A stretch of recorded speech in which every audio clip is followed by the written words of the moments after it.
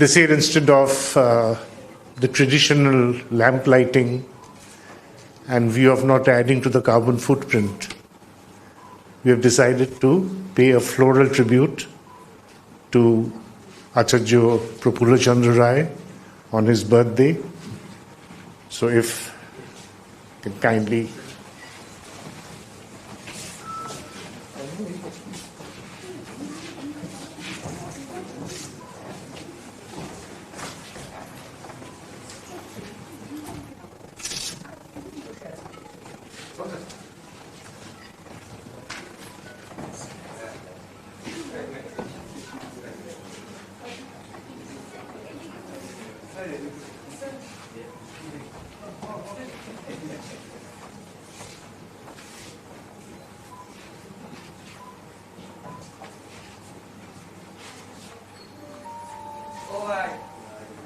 on this side.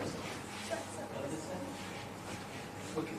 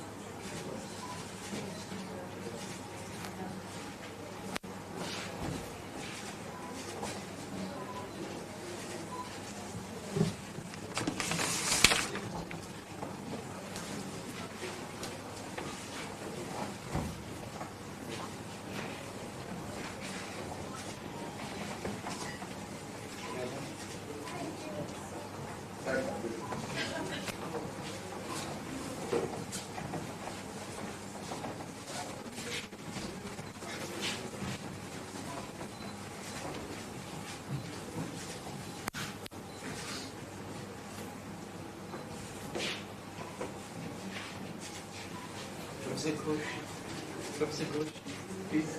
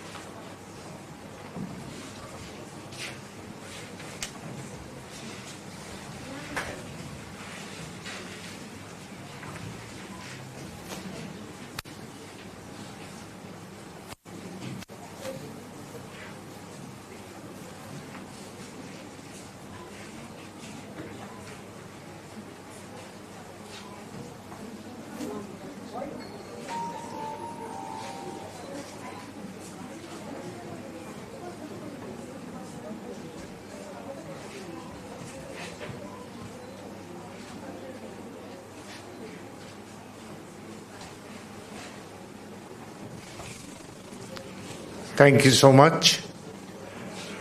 I would now request Sri Devoshi Dattagupta, the regional chairman, to give his opening remarks, please. Good morning, everybody. On behalf of the Eastern Region Office of the Indian Chemical Council, I extend a warm welcome to all of you to this August gathering. As mentioned by Mr. Shain Gupta, this is an occasion we look forward every year, and I'm happy that today's gathering is graced by a galaxy of unbelievably good human beings in this room. Of course, my sincere gratitude to respected sir, Professor Yadav. Thank you, sir, for taking your time out. We are really, really honored. I also thank respected Vice Chancellor Dr. Chattopadhyay for allowing us to come to this wonderful venue, filled with wonderful students and professors. Very, very inspiring. So thank you, sir.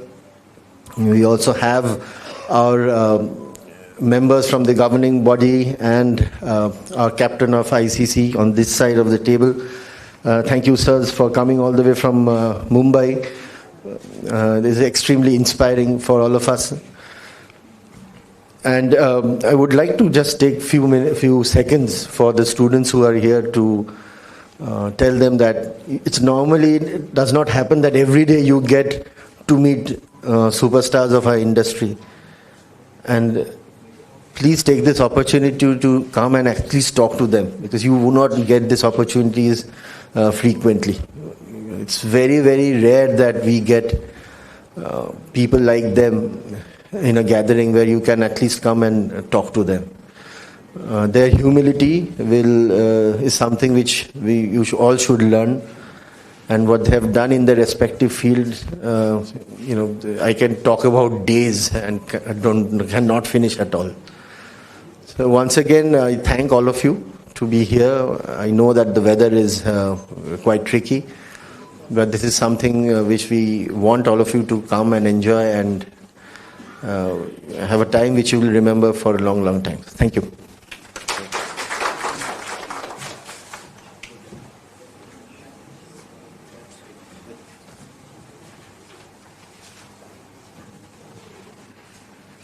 We would now request Professor Dhrubajyoti Chattopadhyay to kindly deliver the welcome address.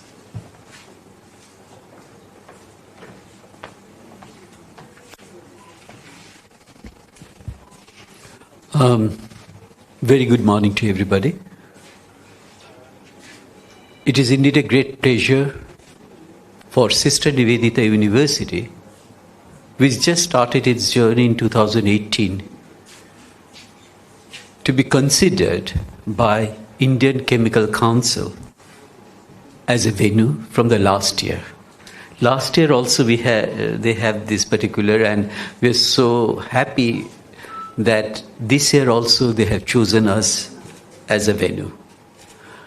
But this time the scientists, the industrialists, the chemists and everybody, as well as my dear students who are present over here, faculties, we wanted to make this particular program a little bit different from in general. So while discussing with the Eastern Council, actually Eastern Region of Indian Chemical Council, we had a meeting and we were discussing that our experience is that this, our next generation, our grandkids are really not very much, they don't know what is actually the contribution of Acharya Prafulla Chandra Ray. You know, in an interview in the Indian Science News Council where Professor Prafulla Chandra Ray's picture was there, and we are taking the interview of the kids, they're class 11, 12 students, and we asked that, whose picture is this one? And they said, yes, a chemist. But what's the name? They couldn't. We got so frustrated looking at this that really whether we have done something wrong that we could not percolate this particular message to them. And then we thought that why not, on behalf of our university, we can organize an Olympiad, chemistry Olympiad, for the school kids and the college students, where we are going to give the students some sort of innovative problems on which they will try to solve it for 2 days and then come up with their solution on the third day with the presentation. And based on the presentation, we will identify the students who are going to are the best presenter. But from the very first day, looking at these kids and interacting with them, I think whoever is present on that day and in the last 2 days with us, they all agree that this kids are vibrating with ideas. They are so happy and they are always trying. And we try to give that particular message that, see, sir, Acharya Prafulla Chandra Ray is a personality. He's not only, we consider him as a philosopher. He's a poet. He's a great teacher and definitely a person who is considered as a father of chemistry in our country. So, to have this particular program, as Sri Debashri Dattagupta is mentioning, that we also are very, very happy. We are also very indebted to the Indian Chemical Council for considering us. Thank you, Mr. Dattagupta and your team. We could see that there are various governing body members, from Director General to the different the CEO and President of companies like Dow Chemical, and also the Emeritus Professor on Eminence and former Vice Chancellor of Institute of Chemical Technology, Mumbai, a person whose lecture always motivates the young students and everyone actually. Thank you, Professor Jadhav, for coming over here. And it's always good to see you all the time. Because he's just like an icon of energy.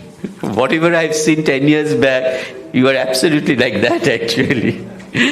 We are very happy that the Vice Chancellor of the Vivekananda University, Swami Sarvatanandaji, is with us. And this university almost number of times get this opportunity to have him. He used to come over here, bless our students all the time.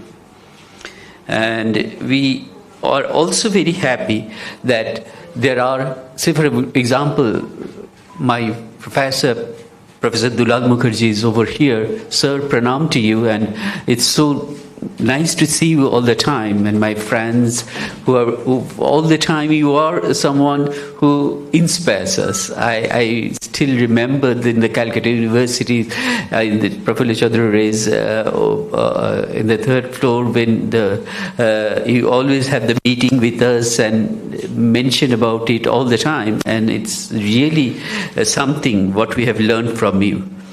I have got my friend, Professor Ashutosh Ghosh, also over here. Thank you, Professor Ghosh. I think he left just, okay. And there are many other dignitaries over here. Thank you, all of you, thanks to all of you for coming over to Sister Nivedita University. And what I can mention to you, that it's really a very important opportunity for all of us to have all of you with us. Thanks to everybody, and I'm sure the prize winners who are actually among those students from the college and the school, we look forward to have not only the prize winners but all the participants, that they can play a very important role in the future also. Thank you.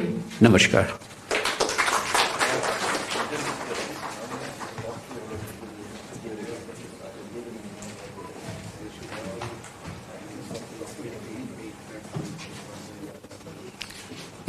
Thank you so much, Professor Chattopadhyay.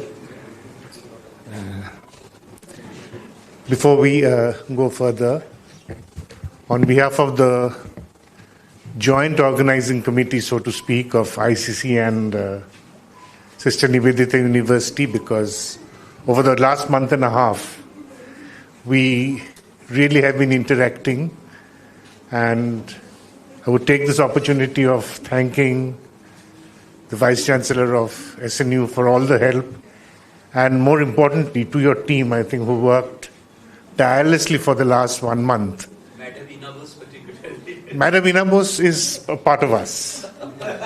She's not a part of the SNU. Before we progress further, can we, on behalf of the organizing committee, kindly felicitate our distinguished guests.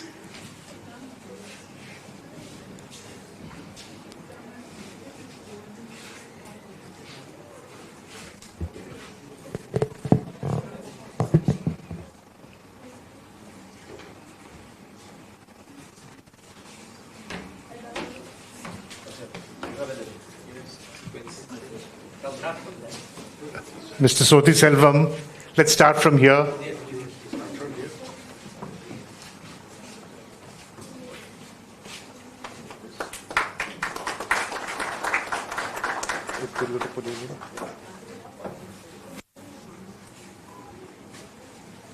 This is the traditional. I know.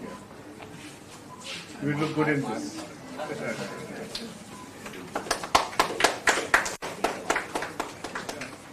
On this. No, I thought I'd show. I think everyone will be very thrilled to see this. What is the joy in the presentation? Thank you. Sir, So many. Yes.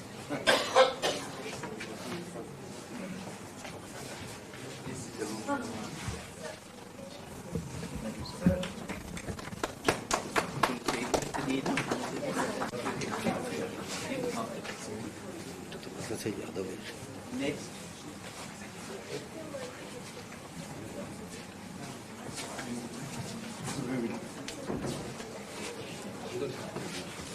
Next. Yeah. Actually, since this is live streamed, would request you to kindly. Professor Yadav.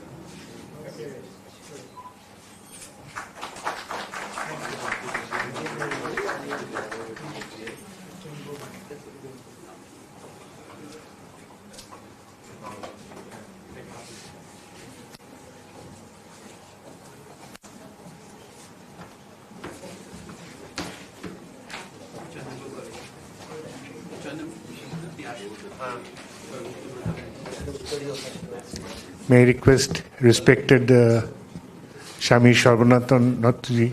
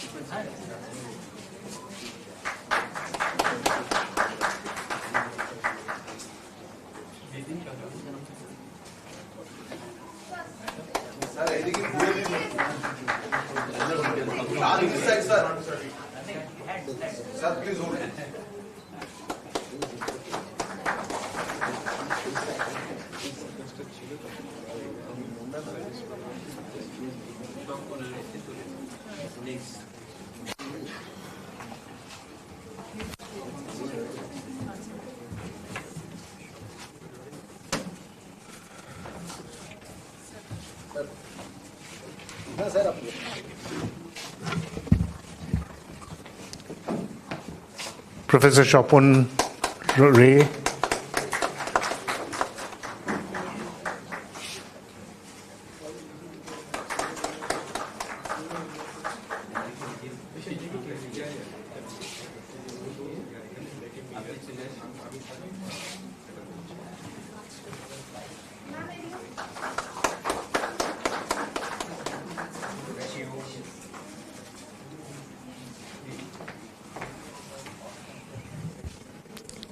May I request Mr. Nayak?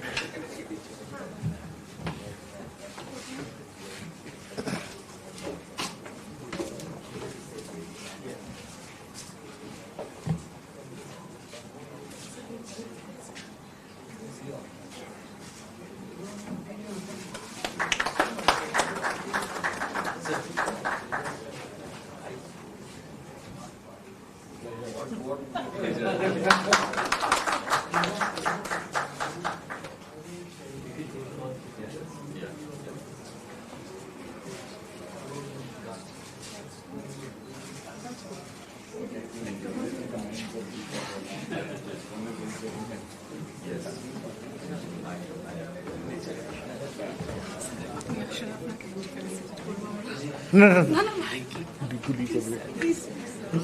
Mr. Dattu Gupta, Deboshi.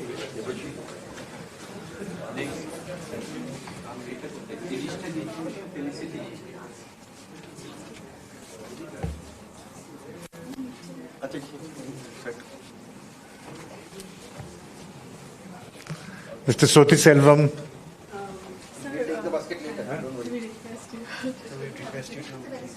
Me? No. Let us do Selvam sir's only. He needs to be felicitated. Oh, you're done? And the small moment to Deboshi, to the Vice Chancellor, sir. I'll get it later. I'll stand. She needs to say something. Oh, yeah, please.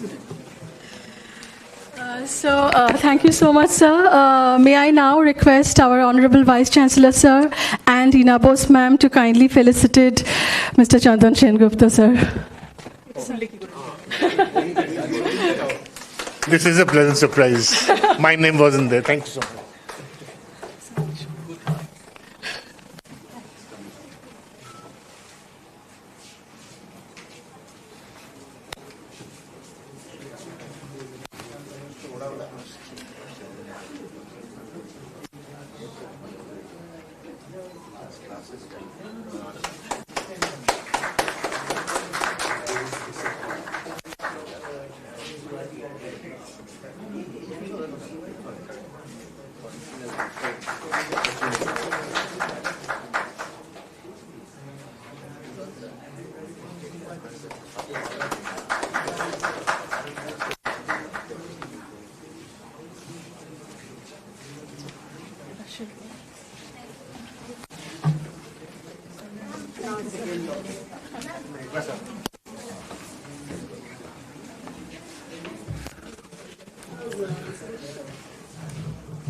Photographers are requesting now for a group photo. Now for a group photo. Okay.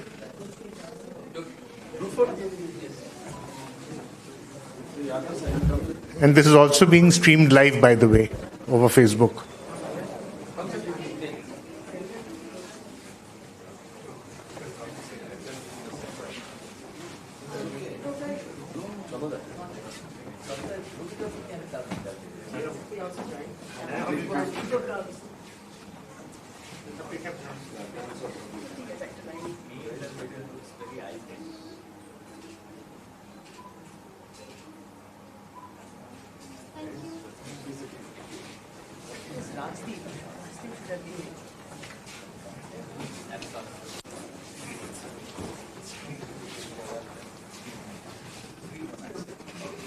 Thank you so much. And now, may I request Mr. Soti Selvam, on behalf of the Indian Chemical Council, to kindly give some introductory remarks. Mr. Selvam.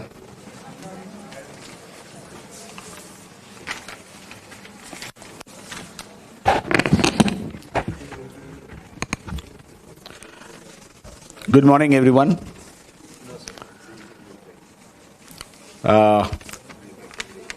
I see quite a lot of students assembled here.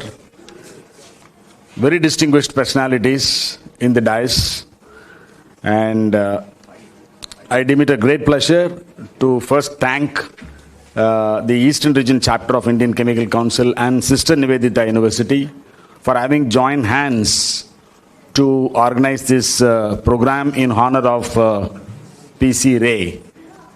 A very big personality. I thought I should say a few words about him.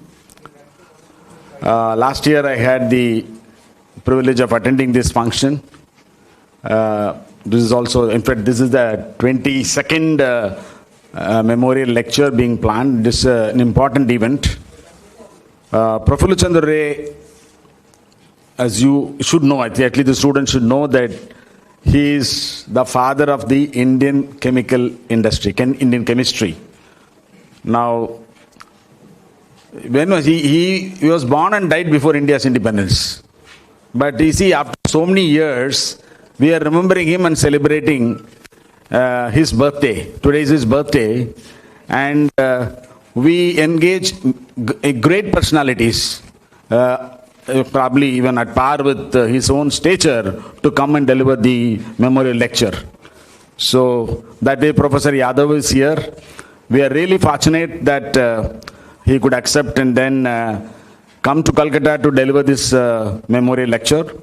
We have a galaxy of VIPs in the dais, vice chancellors, chancellors, CEOs of a big company. Mr. Chandrakant Nayak is representing Dow, which is the second largest chemical company in the world. And I'm really thankful to the organizers, again, ICC and Sister Nivedita University, for making this happen. This year they've added one more feature to the whole program. It's just not the memorial lecture. They have started the Chemistry Olympiad, which is an excellent initiative, a good industry academia partnership effort. And yesterday we were discussing in the evening the amount of enthusiasm the students have shown in solving problems is phenomenal. And see, India is, we have a lot of talent. Only the talent should be brought out, and people should be given opportunity to explore. And that's precisely what this Olympiad is. I understand the fantastic ideas have come. Unbelievable. That's what my colleague in Calcutta says. Incidentally, Mr. Professor, Dr. Ray, he is known for his invention of nitrous nitrite. He is a highly decorated person in the sense he has won so many awards, recognizing his contribution to the chemical industry. Incidentally, he is the founder of Indian Chemical Manufacturers Association, which is Indian Chemical Council today. So we are really proud. I stand before you with a lot of pride in the fact that Indian Chemical Council was founded by P.C. Ray along with Mr. Amin, basically. And that was way back in 1938, probably about 6-7 years before his death. At the age of 82, he founded this. Of course, he was the person who founded many other chemical industry-oriented bodies. And so, even after so many years, we remember him. It's because his contributions can never be forgotten. So, it's not only here, let me tell you. In fact, today, same day, Godrej is having a program in his memory. So also many industries are having. So, he has created lasting impressions in the minds of people for his contribution. And he is from Calcutta. That's what I think. See, I also served here in Calcutta 5 years. I have a liking and loving for Calcutta. And I'm happy this memorial lecture is being organized in Calcutta. And definitely, it's a very good initiative. And now that they've started the Chemistry Olympiad, I would like this particular initiative to grow from strength to strength and probably become an all India feature, being organized by Calcutta. Right now, maybe it is Calcutta or probably part of West Bengal, but I think we should do it. I think it is possible to do this exercise on a nationwide basis, coordinated by the Eastern region, along with Sister Nivedita University, of course. Now, coming to Indian Chemical Council, I thought it's my duty to tell. See, as I said, founded in the year 1938 by PC Ray and Rajamitra Amin. Now, from very small beginnings, India has grown to a very big, place for chemical industry. Today, the market size of chemical industry, when I say chemical industry, it means chemical, petrochemical, fertilizer and pharma put together. All this put together, the market size is valued at around billion US dollars. And this number is expected to touch a figure of $1 trillion US dollars by 2040. This is based on a McKinsey study. There was a white paper released last year. McKinsey did an excellent study on this, and then they also came out with a report as to what to be done to make this happen last year, because we work very closely with McKinsey, which is the biggest, one of the biggest consulting organizations in the world, probably the number one.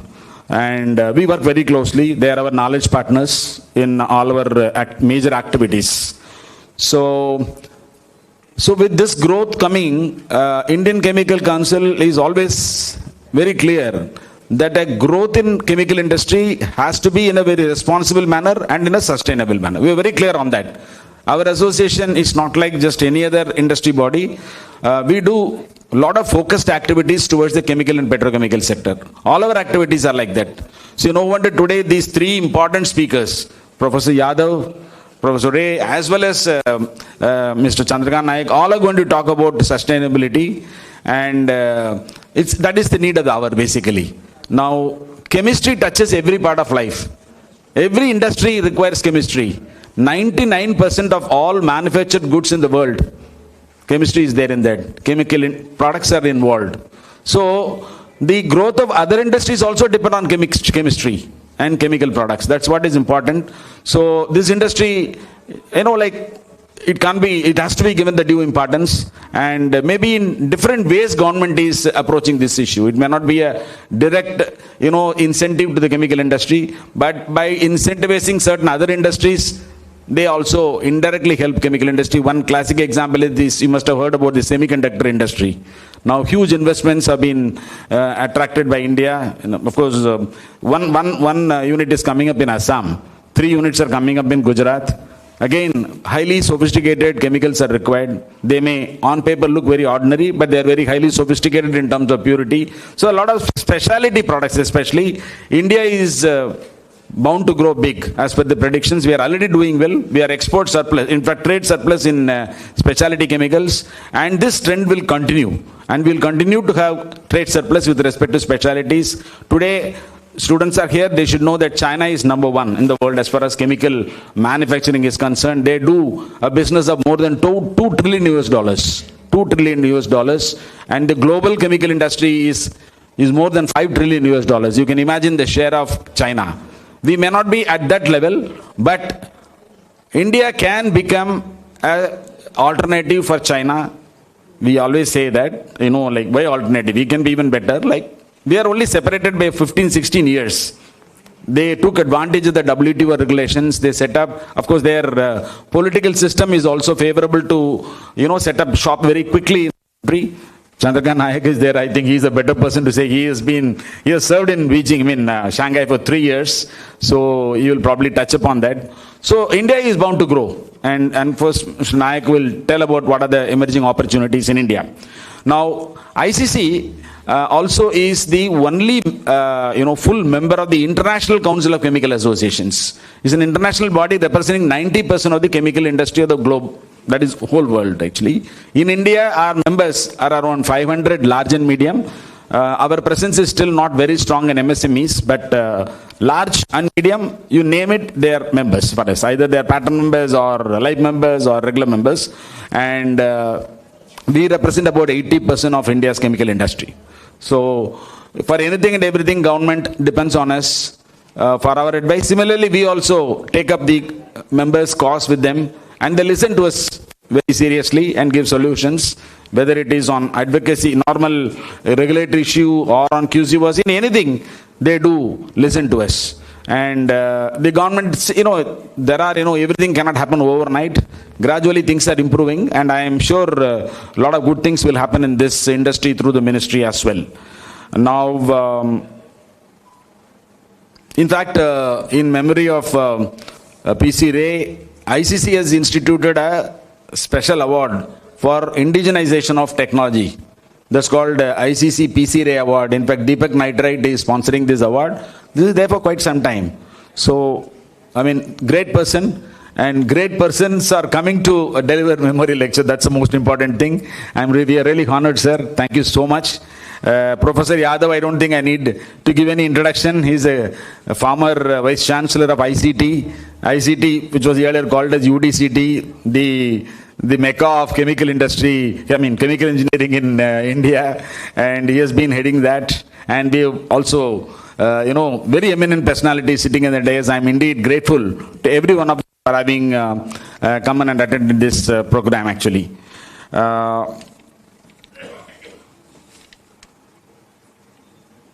We also have Mr. Swapan Ray.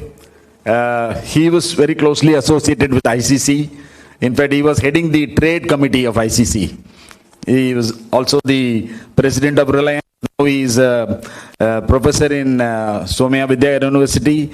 A very active person, well remembered in ICC. And it's so nice of you, sir, for having come here and spend some time with us.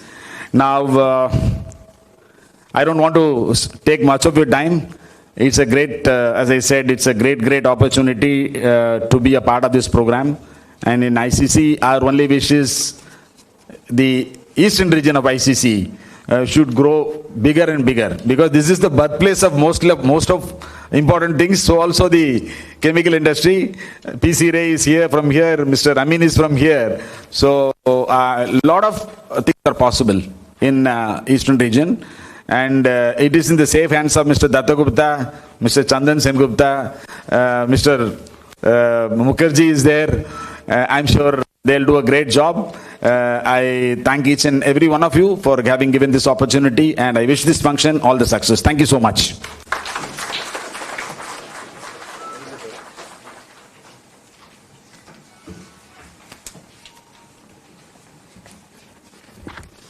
Thank you so much, Mr. Selvam, for putting it into perspective and reminding us of the great lineage ICC has, and also for your motivating words.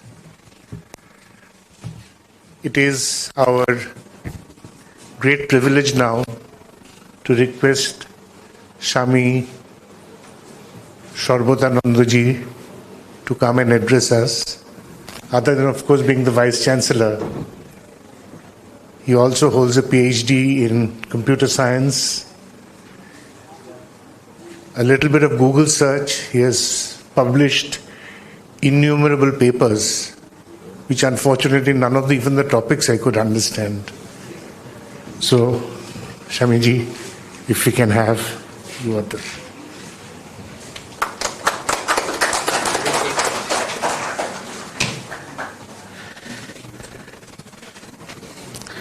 नमस्ते यतिराजाय विवेकानंद सूरये सच्चित सुखद स्वरूपाय स्वामिने तापहारिणे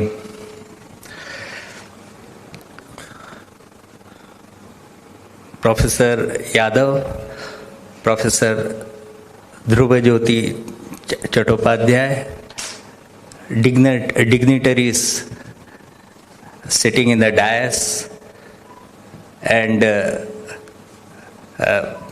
enlightened audience, and dear students too.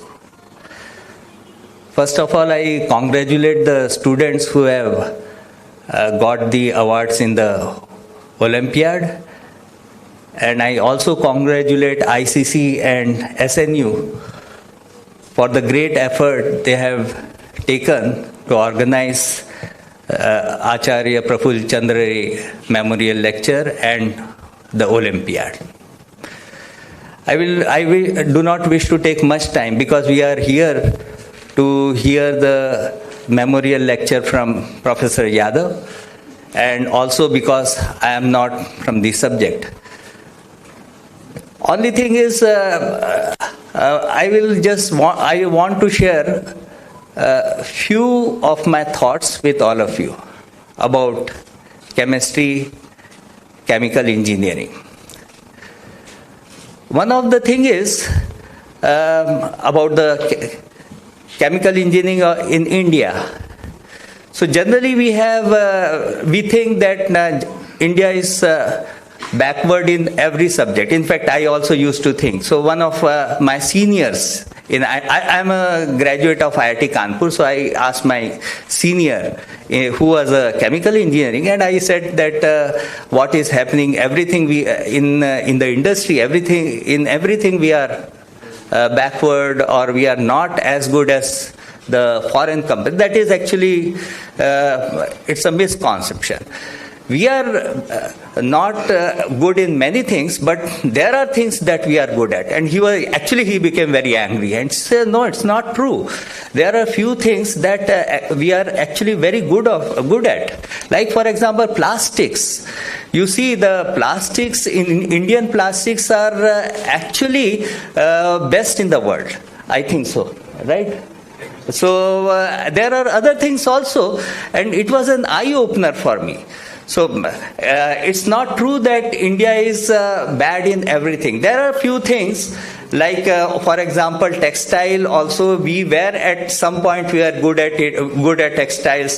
Steel also, there was a Worcester steel in the ancient ages. We were the first people who were able to manufacture steel. When others were in Iron Age, we already had got into Steel Age. One more thing I want to tell. This is the first point I want to tell. Second point I want to tell, the importance of chemistry. In the Renaissance period, people think that the Renaissance period started because of the revolution in physics and mathematics and engineering. But actually, people don't know that the Renaissance started with the alchemy revolution. The reason is, see, mathematics, it was there, it is actually omnipresent, and it was always there, eternal. Like even the Greek times, mathematics were there. In India also, during the Buddhist time, the Buddhist and Indian Arya Bhatt, Varamihir, these people were doing mathematics. Mathematics were always there. Physics also, you will see that Archimedes' principle, etc. And here also people were doing physics. But the chemistry actually really started in the Renaissance period, where earlier people were able to maybe purify iron, purify bronze, they could manufacture bronze, and earlier they would produce gold from the native gold. So they would not process minerals and get metals out of it. Only during this Renaissance period, people started have some chemical process by which they could separate out elements. And when they could separate out elements, they could analyze the material reality. And after that, this scientific revolution picked up. So actually, alchemy was the basis of this scientific revolution, not physics and not mathematics. But after this, I don't want to take much time, because we have come here to listen to Professor Yadav, and let us listen to him carefully, because he is one of the very eminent chemists in our country. Thank you very much. Om Shanti.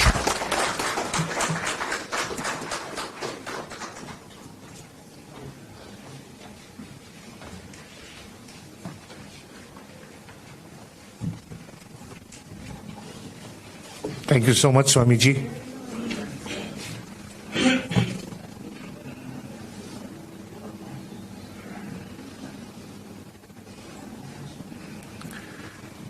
Before we start, Professor Yadav, I would request Mr. Nayak from the industry side to give a little bit of perspective, especially to the students. Mr. Nayak, till the time he landed in Kolkata yesterday, didn't even know that he was supposed to be saying something. But knowing him, I don't think he needs any preparation. Mr. Nayak is the country head and the CEO of Dow Chemicals, and also has the dual responsibility as the Senior Sales Director of Dow Polyurethane Business. He's a veteran with at least 30 years in Dow, known all over the Indian and the subcontinental market, and like the company he represents, Dow, he is passionately committed to sustainable growth in the field of chemicals and petrochemicals. So for your unprepared speech, sir, can I request you?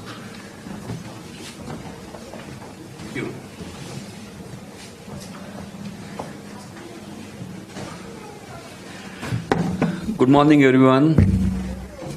First of all, it is a great pleasure to be here for Acharya P.C. Ray lecture. I am here to listen to Dr. Yadav at least after 35 years, because I was in his classroom. I hope he remembers me. I wasn't a bad student. So it's really a great pleasure to share dais with someone like Professor Yadav, and I'm so fortunate to be here. Last year I came here, Professor M.M. Sharma was here, and I committed to the team here that I'll be here again, because I liked the kind of discussion, the energy, the focus, enthusiasm, and I personally believe East India is now the future opportunity for India. The chemical industry, there are a lot of opportunities, and if we look at rest of the country, we already see good presence of chemical industry. But if we look at East India, I think we are still scratching the surface. So I wanted to share a few thoughts on when we look at chemical industry. First of all, I acknowledge, and there are a lot of students here, I want to tell you, chemical industry, without chemical industry, world cannot survive. Please tell this to yourself every day. Without chemistry, life cannot survive. Because whatever we do, mathematics, physics, biology, the solutions have to come through materials, and only chemistry will help us to develop and produce those materials. Those materials will solve the problems. And all the problems that world is facing, be it sustainability, be it climate change, all the solutions will come through sustainable chemistry. So I want to leave a few thoughts what we as a chemical industry in India should focus on. So first one, and I'm sure Professor Yadav and others will talk about it, decarbonization is really a great opportunity for the world and for the industry to develop new solutions.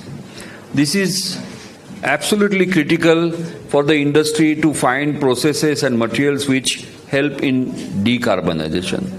We also talk about when we are doing R&D and developing new materials, design for sustainability, that is very important. We don't look at just the performance criteria for the material, right from making the product to the disposal of the product. The entire life cycle needs to be thought about when we are doing or developing the product at the R&D stage itself. Then I want to focus a little bit on waste. What is waste? Very easy to dump products here and there, right? But what is waste? We see plastic waste, we see agri waste, municipal waste. So I personally believe now time has come to look at waste little differently. Waste is something which we have grown up thinking that it has no utility. That has been, so whatever we don't have utility, we either dump it or throw it because we can't find utilization for that. Now time has come that we look at waste as a resource, and it is our inability to find utility for the waste. So we are looking at plastic waste, the agri waste as a resource is looked upon. Whole world is looking at agri waste because every year there is so much a volume of agri waste available to us, and if we don't know what to do, people burn it or people just dump it. Time has come, there are so many processes, and I'm not a chemistry professor, so I will leave it to Dr. Yadav. There are so many materials we can make through the agri-waste, and the world is working on those technologies, and it will help us to really solve first the waste problem and get great value out of it.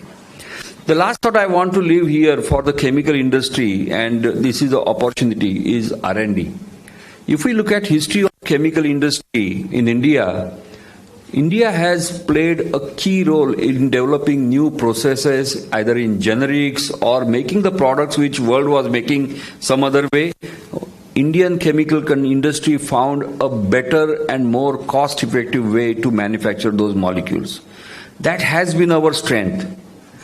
I think we need to go to the next level now. We need more and more R&D to happen here, where we can really find more cost-effective, more productive, and more sustainable processes to manufacture the molecules that are of use to the community, to the mankind, and that will help us solve some of the problems that we are facing. And lastly, I want to say that while chemical industry is trying to capture all these opportunities, a sense of responsibility is extremely important.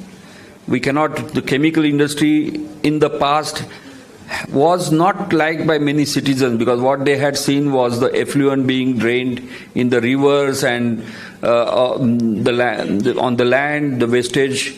I think in chemical industry needs to behave with a lot of responsibility, and that is the focus for ICC and the chemical industry veterans, that we need to change the image of chemical industry, and in this we need to involve every citizen, because we cannot achieve sustainability unless every one of us adopts the sustainable practices. So with that, I want to thank everyone, and it's great pleasure to be here, and I hope that there are more investments in this side to really grow the chemical industry. Thank you very much. Thank you.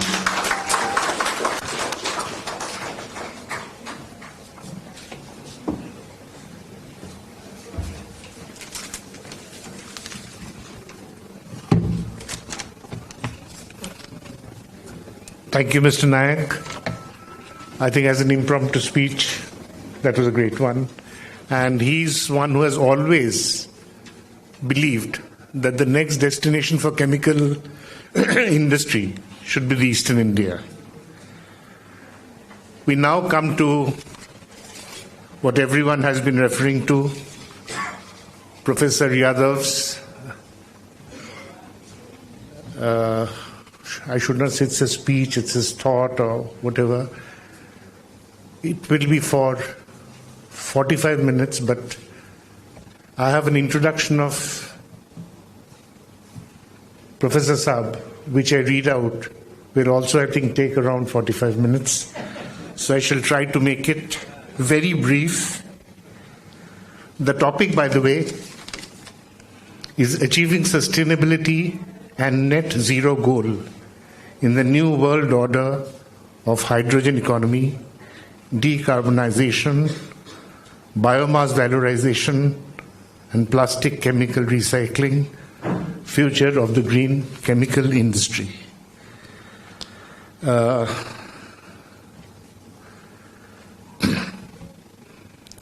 brief. I'm trying to, every 5 sentences I'm skipping. Professor Yadav is the National Science Chair of the Government of India. He is the Emeritus Professor of Eminence and former Vice Chancellor of ICT Mumbai. He is, needless to mention, highly distinguished, unbelievably prolific, and hugely decorated, multi-talented engineering scientist in India, known for his contributions to the subjects I talked about. He holds title of the National Science Chair and has got 134 patents, 551 papers. This is the abridged version, by the way. He has received 2 honorary doctorates and has received more than 150 awards, including the Padma Shri in 2016. Anyone wanting to know the full biodata can please email me and I shall send it to you, because otherwise I'll take all of his 45 minutes. Professor Yadav.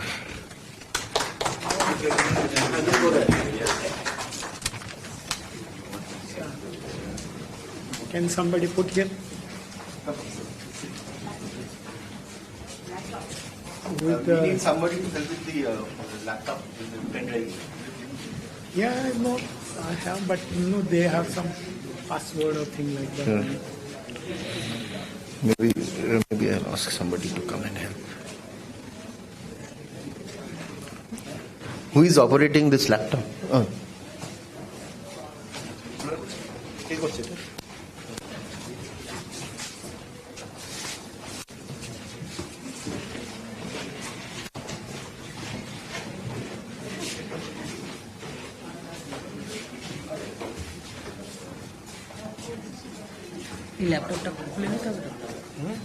Nana, only so you want to present presentation? Yeah. Ona letter connect kore.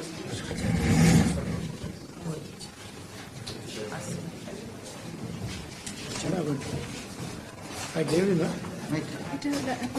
I gave you my pen drive. Pen drive to connect kore.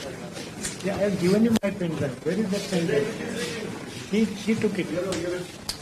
Pen drive to connect kore. I won't call him. So can I?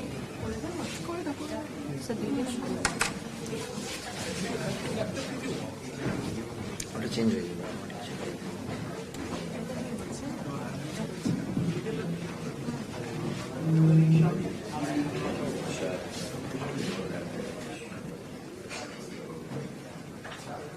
G Yadav Navi? There you go. Yeah. So we have this one. Can you increase the screen? Just increase it. This ICC, this one. ICC, PC, right? Yeah. Okay, sir. Just a second, sir. Let me increase the brightness. Okay? Thank you, sir.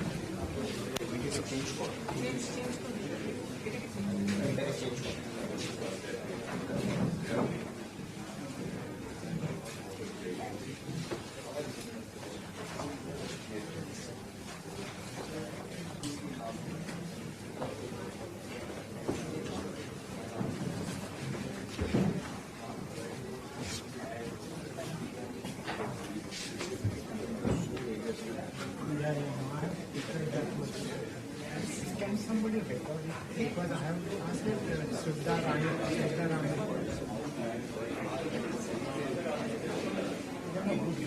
No.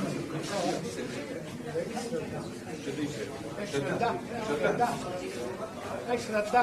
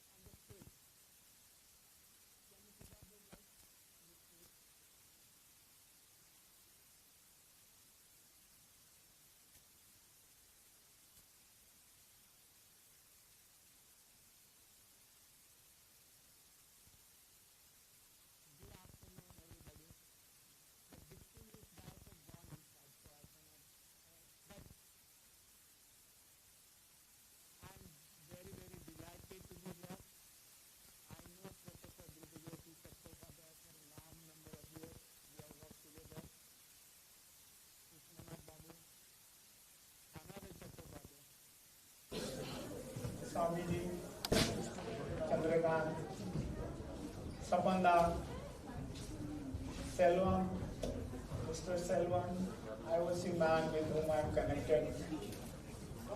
And dear, of course, my friend and former president of Indian Chemical Society, Professor D.C. Mukherjee, Sudeep Das, Sen Gupta, Das Gupta.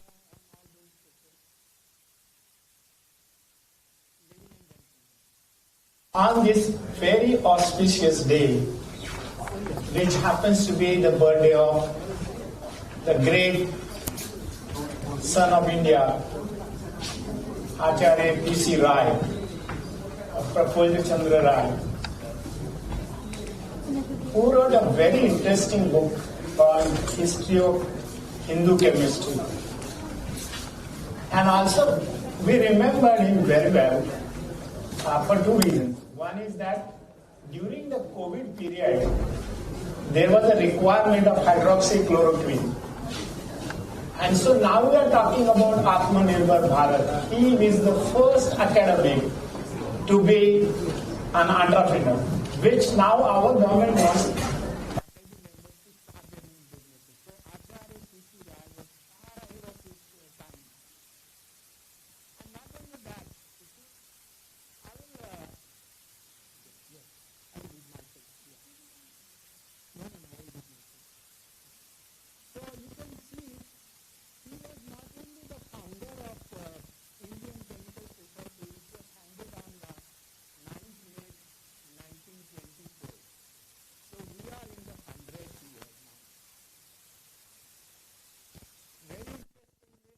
Mr. Selvam saying in 1938 he established Indian Chemical Manufacturer Association. I've been connected very well with them, which is now ICC.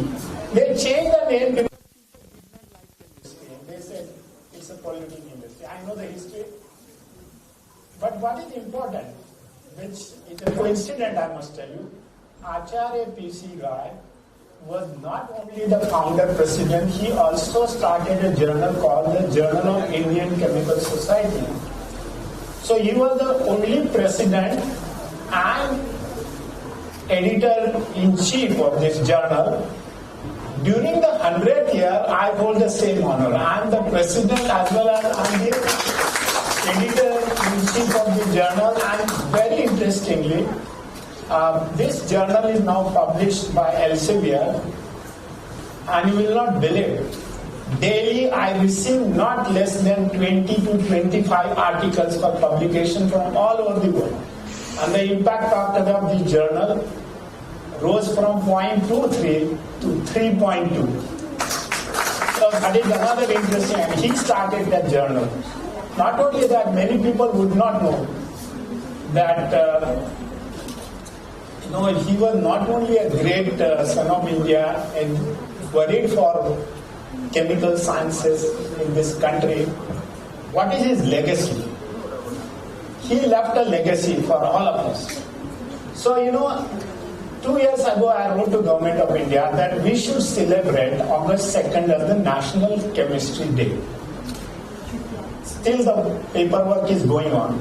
They might do it, and this year I'm inviting the President of India to Mumbai for a big function. I hope before that it happens.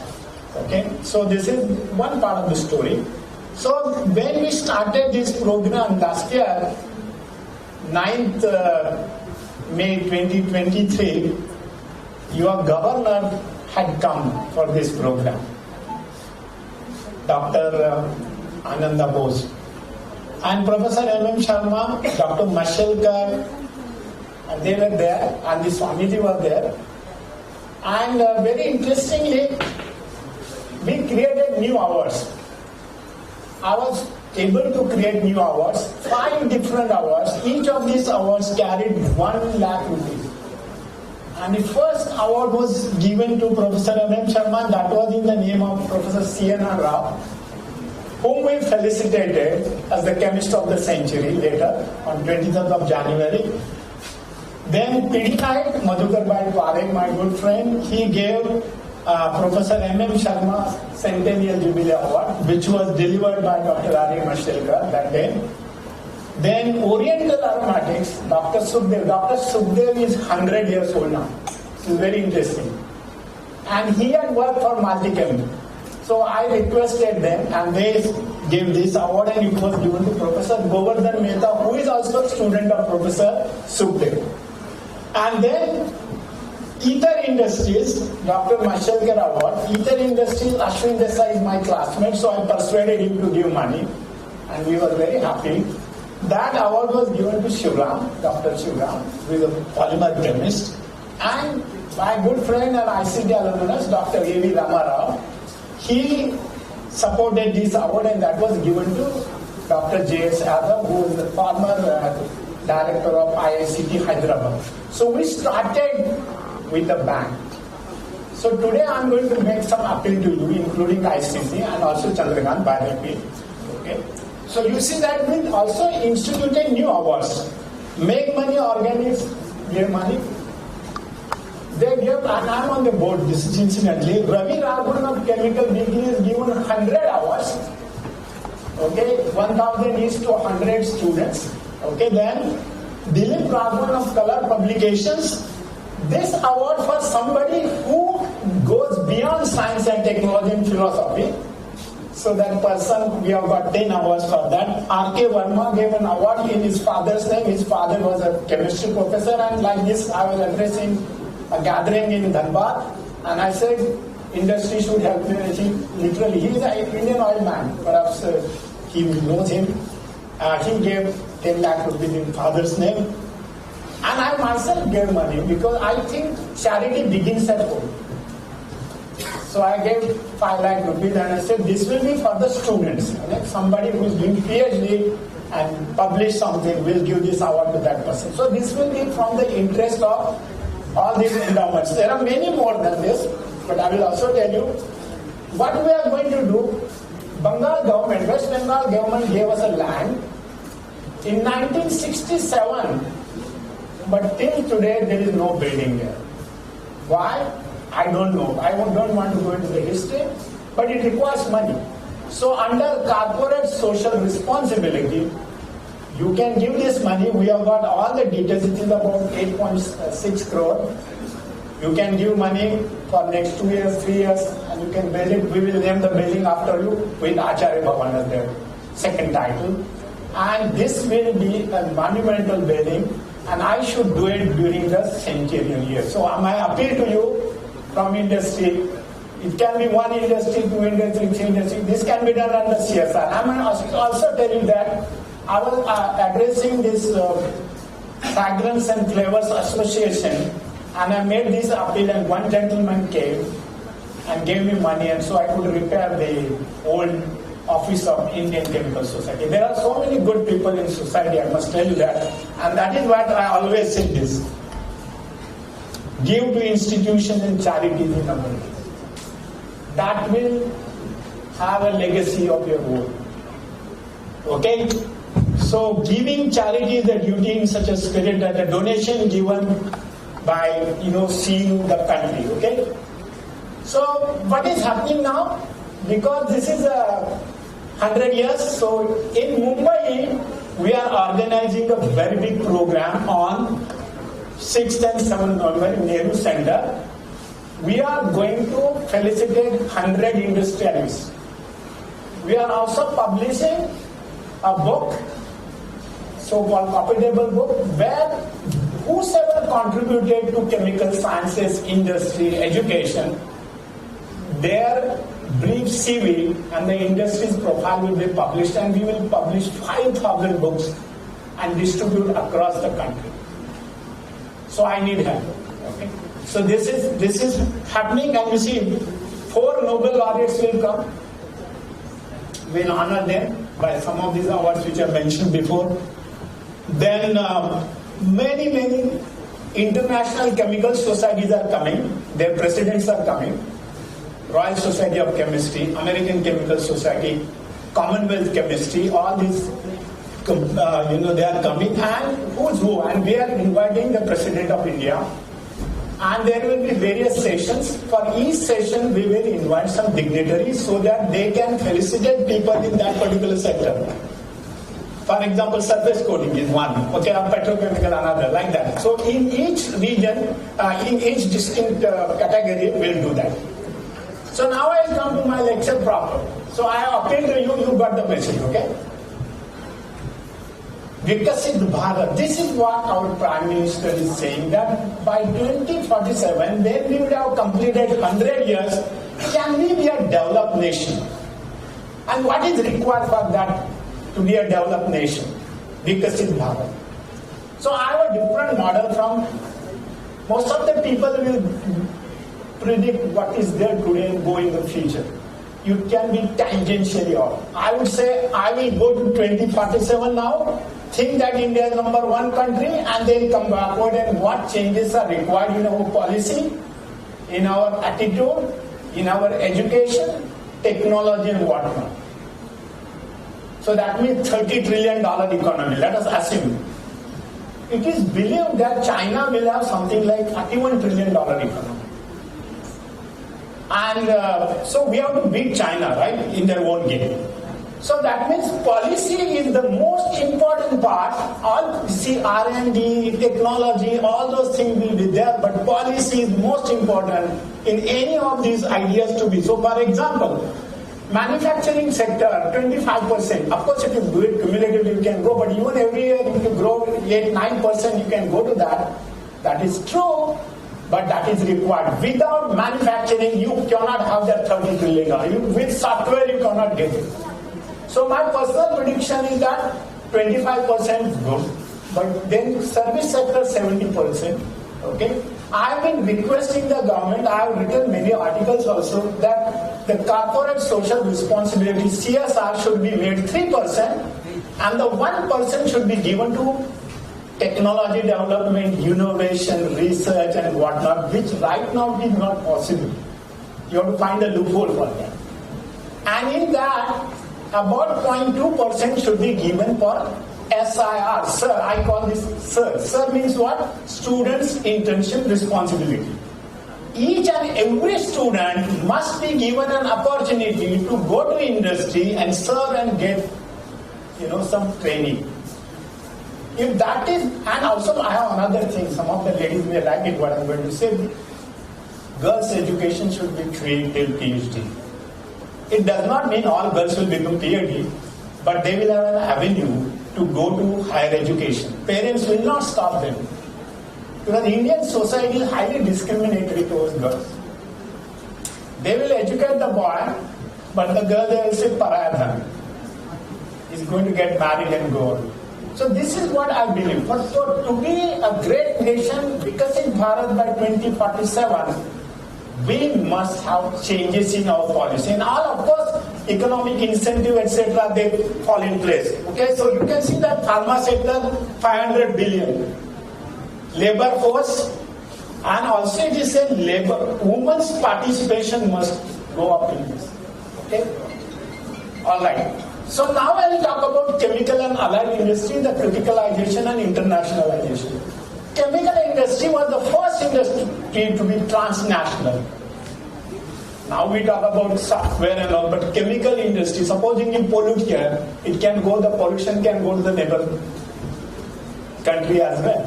So chemical industry is the first transnational industry, and I will also, dare I say that, can you show me 3 objects, man-made objects, which are prepared or made, synthesized, manufactured without using chemicals? If you do that, that I will give you 100 crore rupees. I don't have one, but I will tell you 100. Why I am saying that? Because nothing can be made without chemicals. Go to the Olympic record, every record is broken because of new kind of materials. Lighter materials, tougher materials, frictionless materials, whether it is swimming, sprinting, whatever. Okay, so remember that. So all these new kinds of materials are prepared by using chemicals, synthetic procedures, which have to be eco-friendly. So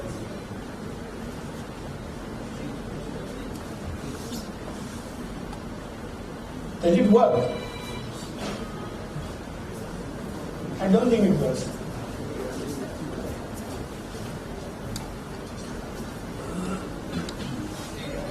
Yeah, no.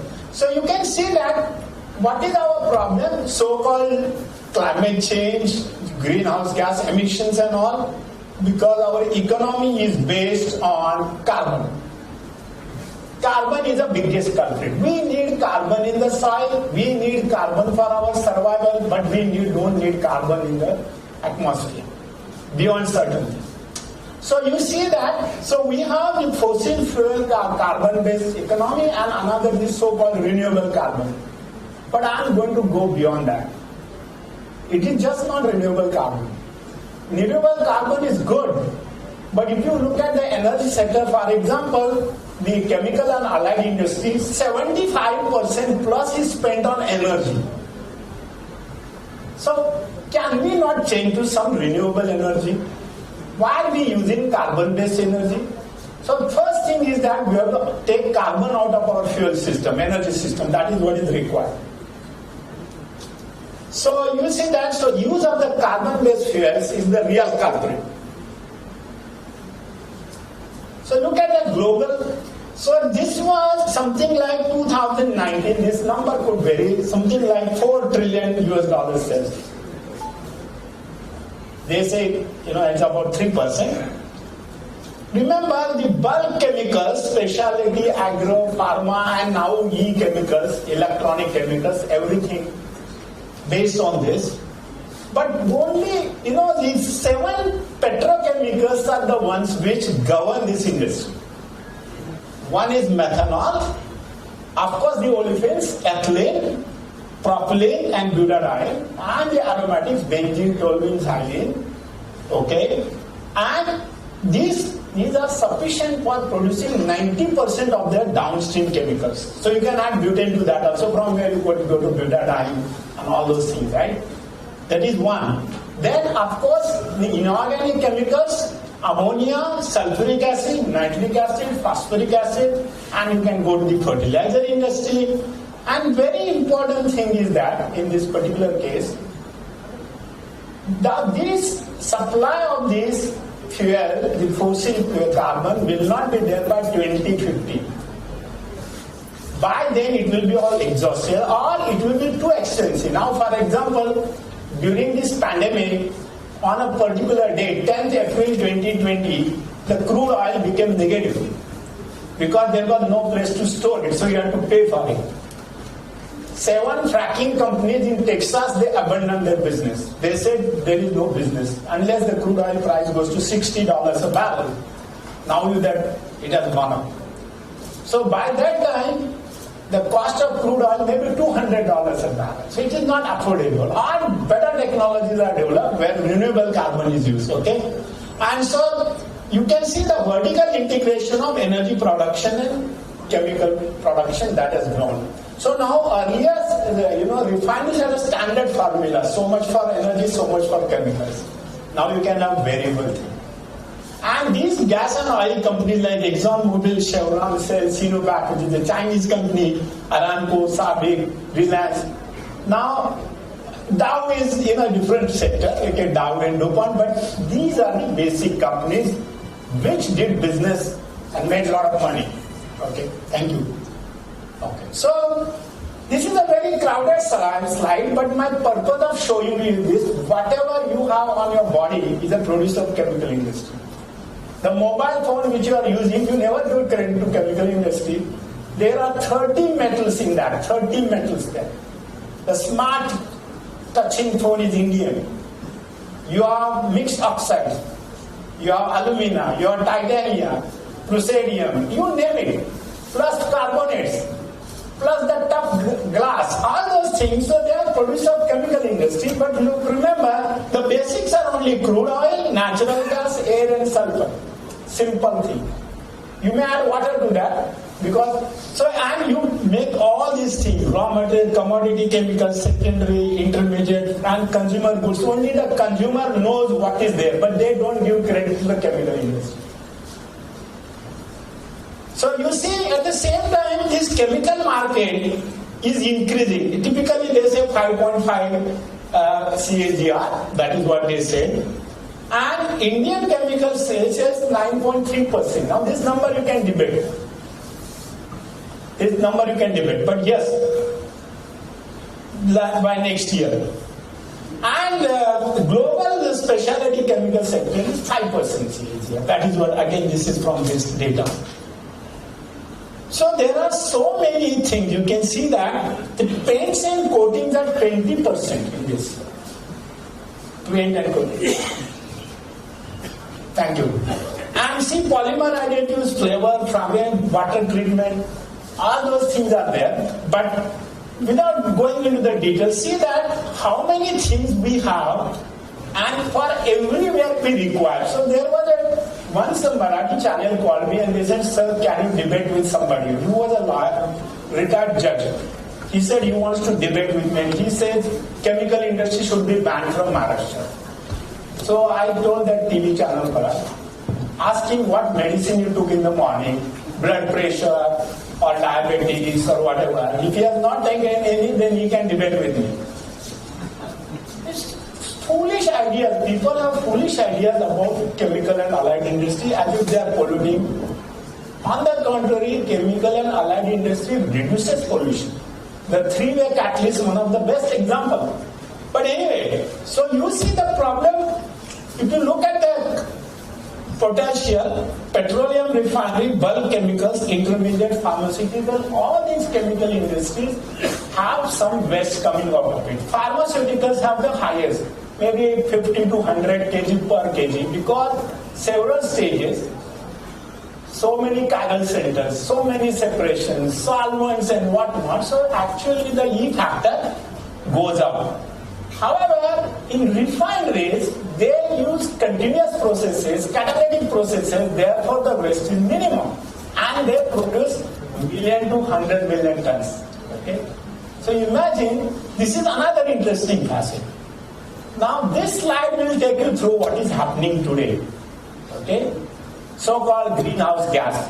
In January 2020, when before just the pandemic began, the atmospheric CO2 concentration was 410 ppm. You know that during that particular year, hardly any manufacturing activity was there. We added 2 ppm. That means somewhere something was happening. And that time the refinery capacity was 97.4 million barrels a day. Now it has gone to 101. Okay? So you see that. And typically it was believed that we will have 0.2, but rather 2 ppm addition of CO2 to atmosphere every year if we maintain the same capacity. And so 1.5 degrees Celsius temperature rise for 21st century was assumed to be ideal during the Paris Agreement of 1995. Sadly though, that threshold will be achieved in 2027. That means we are in real danger. So all these floods, droughts and all these things which you are seeing now is a result of climate change. So we have to do something for that. And so these are the real challenges to sustainability, real challenges. And we are talking about sustainable development. This is your logo, ICC logo is responsible care and all, right? How do you do that? In fact, the other unknown factor is the unknown diseases. We don't know what side of diseases will be there. Nobody had heard COVID-19 till that year. Or nobody heard about HIV till 1984. So you can imagine there will be more deadly diseases in the future. Another important thing people perhaps don't know, the commoners may not know, there is some factor associated with pollution, scope 1, scope 2, scope 3. It is not only the manufacturing people are polluting, but they're associated, where somebody is bringing the raw material, somebody is taking away from your factory. They are also adding. And so we have to consider all these 3 scopes of pollution which are responsible for, So this is again a very interesting slide, okay? So by 2050, middle of this century, you see, we are talking about this energy. solar, wind, hydro, nuclear, gas, coal, you see that petrol has disappeared from that. Because it is very interesting, because petrol has disappeared, and what is believed, 73% of our energy will come from renewables, in that hydrogen will be there, which will be about 24%. And that will be 49,000 terawatt hours, globe as a whole, assuming the population is about 9.5 billion. Now, the next part is, India should plan for 10,000 terawatt hours of energy, where renewables will be there. So it is not just 500 gigawatt, but it should be 900 gigawatt, and India must plan for this green energy. Okay, that is what I am advising. So India should be 10,000 terawatt hours. So what it means? What it means when we talk about net zero means whatever carbon you produce is taken care of by either you plant too many trees or have a technology where you decarbonize. So you see that means now it is something like last year 30.6 gigatons, that is billion tons. That has to be brought down to 10 gigatons. Then only that 1.5 degrees Celsius temperature rise will be maintained. In other words, we should not be using petrol, diesel, anything in our cars. We should be using renewable energy. Again, remember, when we are talking about EV, electric vehicles, it is not, if you are using coal to produce electricity, it is CV, it is not EV, because you are polluting somewhere else. Okay? So, this is very important. So, we have to take carbon out of our energy mix. That means we have to think of negative. Okay? So, you see, so the chemical production, it is believed that this will be double by 2050. Okay? And so you have to have green energy, bio-based feedstock, green or blue hydrogen, okay, and rapid growth in two important segments. One is green ammonia, 60%. So green ammonia means green hydrogen and nitrogen coming from air, and sustainable shipping fuel. So they are thinking of hydrogen, ammonia, methanol, okay, methanol and green plastic. Okay, so you see that methanol represents something like 20% of the feedstock, because methanol is a very good, feedstock for many chemicals. So if you look at the Indian chemical industry, now you mentioned $1 trillion. I am saying $2 trillion. You can debate that number, right? Then you see that the chemical industry accounts for only 4% of the greenhouse gases. Not 100%. The Janta believe that chemical industry is polluting. And they will go, the NGOs will go in a highly polluting vehicle. And so this is what it is required. So what do we do? So since I included the green word in that, so we have to reduce pollution at source, we have to minimize the waste, we have to do process intensification, use green energy, use renewable resources, and we have to count atoms, not even the molecules. We have to count atoms. That is what is going to happen. So, what will be the source of chemical feedstock? Number one, because crude oil will not be there. That means we have to go to biomass, waste food, agri-waste, name it. And we have to look at the efficiency of material and energy consumption. So, the chemical industry at 2050, what will be that? One, we require a sustainable feedstock. So we have to plan from now. You cannot go and dig your well when you are there in 2050. So water will be one of our most important feedstock for chemicals, because that will be source of hydrogen and oxygen. That water has to be a cheap rate. That means you have to use water, waste water, sea water, name any water, recycle water. Then air will be our another feedstock, because we require nitrogen and oxygen. Okay. Then hydrogen, both green and blue. Green hydrogen means it uses green energy, renewable energy. And oxygen. And blue hydrogen means you capture 90% of the carbon dioxide if it is produced. For example, if you do steam methane reforming, which the petroleum refineries are doing, it produces 11 tons of carbon dioxide per ton of hydrogen. So you have to capture at least 90% of that. Then of course biomass, waste and purposely grown. Carbon dioxide will be our new oil. When there is no, so I will tell you how carbon dioxide can be our new oil. Then green ammonia, green fertilizer industry. Municipal solid waste will be one of our important sources. So imagine, but of course everywhere economics is there, and best plastic recycling. So plastic ban is not the solution, I must tell you that. Encouraging recycle is the solution. And how do we encourage that? And there's so chemical recycling, upcycling, downcycling, and so-called circular economy and recycle engineering. Recycle engineering. So chemical engineers tomorrow will be called recycle engineers, because they will be recycling everything. And for this we require systems engineering approach. So only useful things go inside, useful products come outside, co-product, byproducts, they are reused for producing something else. That will be, and this has to be with reference to energy per unit mass must be minimized. Okay? So what is the solution here?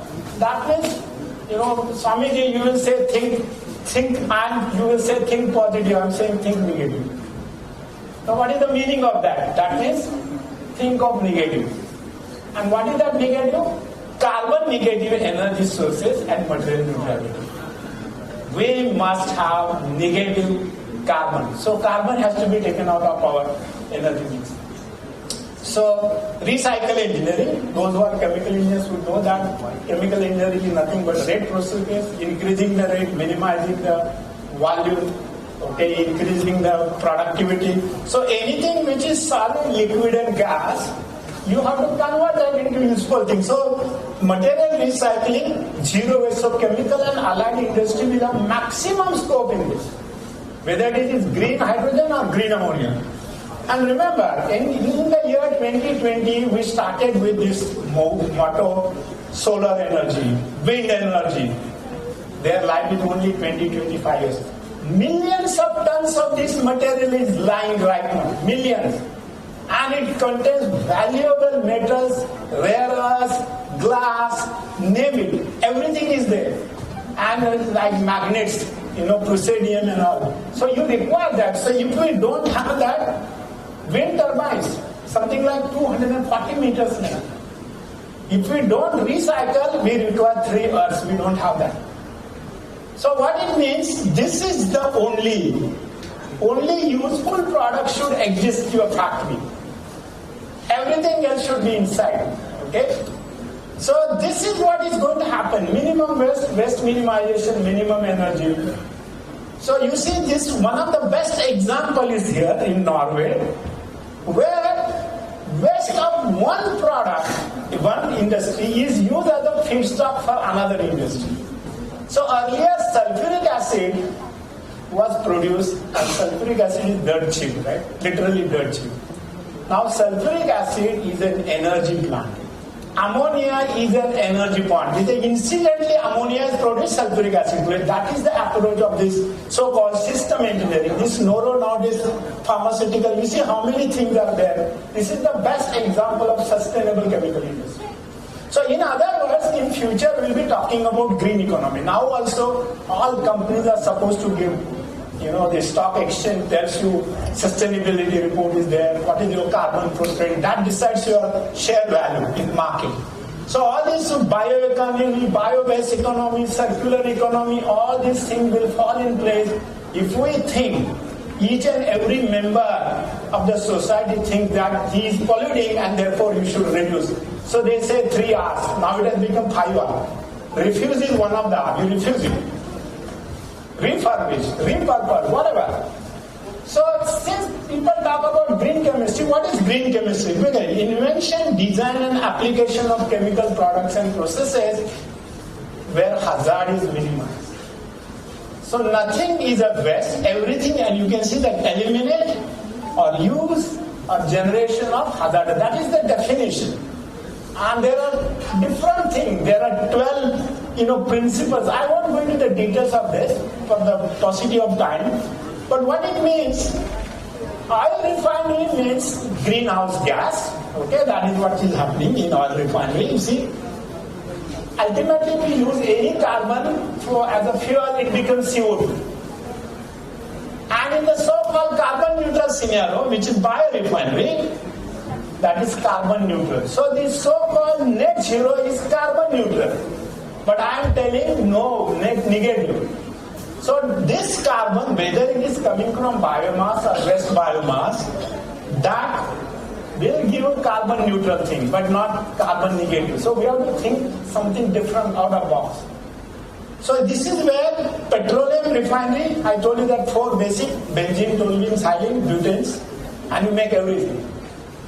And go to the biorefinery, highly complicated structure, there you go on adding, derivatizing. Here you go on removing the atom. Okay, and so these processes, biorefinery processes, by definition becomes expensive. So this is functionalization versus development. So here I am becoming a little philosophical because we talk about Brahma, Vishnu, Mahesh, the Trinity. Okay, that's what Hindu philosophy says. Christian also say, Father, Son, and Holy Spirit, right? Trinity is very important. Here, what is the Trinity in today's world? For scientific Trinity, it is solar, wind, and hydrogen. But I call hydrogen as a prime Devas. Devas is a Sanskrit word meaning deity, God. Why? Because solar energy, wind energy does not give me products or materials. Hydrogen gives me. So hydrogen is the most important, and that these days we are talking about hydrogen economy. Okay, we are talking about hydrogen economy. So see, so it is believed by another 120 years, hydrogen will be the most important gas. Okay, in this economy. And there are reasons for that. Look at this. Hydrogen has the highest specific density, energy density. So see, with reference to hydrogen and ethanol, our policy is to have bioethanol, which is the wrong policy, I am telling you. But next 10 years is okay. But after that, don't do that. Because we want to reduce the import bill. So see, 140.4 against 26.3. So hydrogen production, storage, transportation, these are the issues to be addressed. So it is believed, without going into the details, that by 2050 we will have hydrogen production anywhere between 540 to 813 million metric tons. These are the predictions, okay? They will go haywire. No predictions have ever come true. It may go beyond that, okay? Once we start using hydrogen. But that hydrogen is typically produced by using electrolyzers, where they say about 50 kilowatt hour is required for 1 kilo of hydrogen. So even if you give free electricity, there are costs associated with that. So we did some thermodynamic analysis. We published it also. You know what is that? That is, if you have 100% efficiency of an electrolyzer, the cost of hydrogen comes to be $2.61. That means it can never be less than $3. Okay, it can never be less than $3. Perhaps that it depends on the so-called economy of scale. So it will depend on that. So because the electrolyzers have their many problems, your alkaline, your anionization, your protonation, your solid oxide clear cells, but there are many technological issues along. So you can produce, and our government is promoting this hydrogen production from biomass. Okay, you can use biomass, so that becomes carbon neutral, because they said that CO2 is good, that can give a carbon neutral thing. Yeah, or you can produce from lignosolenolytic binder. Today, what is the idea? The idea is to have cogen, burn lignin part, take cellulose and hemicellulose out. But that is also a bad idea, I must tell you that, because you see, you can produce hydrogen from this, but the lignin is a very good source of chemicals. So you have, the gasification of biomass using air, oxygen, steam, carbon dioxide, and you can produce hydrogen. Or you can produce hydrogen from food waste, which is called torrefaction. You have the so-called biochar and you produce hydrogen. Or you can produce from many bioalcohols, starting with methanol, ethanol, ethylene glycol, glycerol, name it. All those things can be used for making hydrogen. So what we did in our lab, we did something different. So we did this water splitting for green hydrogen using thermochemical process. There are 310 cycles reported, but we got patents because we changed everything. So you see that, so the comparison in our case, we found that we can produce hydrogen even at 95 cents provided my capacity is at least 100 tons a day. Where oxygen cost is 15 cents per kg, international cost. So that can happen, otherwise if you say take from coal, it is 19 tons of carbon dioxide per ton of hydrogen. So this is another thing, and this was named by Honorable Nitin Gadkari in Rajya Sabha in December. He mentioned me by name that we have developed this technology because he has seen it. Okay, so this plant of ours, pilot plant, is being run in the ONGC site in Ipsum, Goa. So that Honorable Minister Rameshwar Tweli, he came and inaugurated. So we can see that.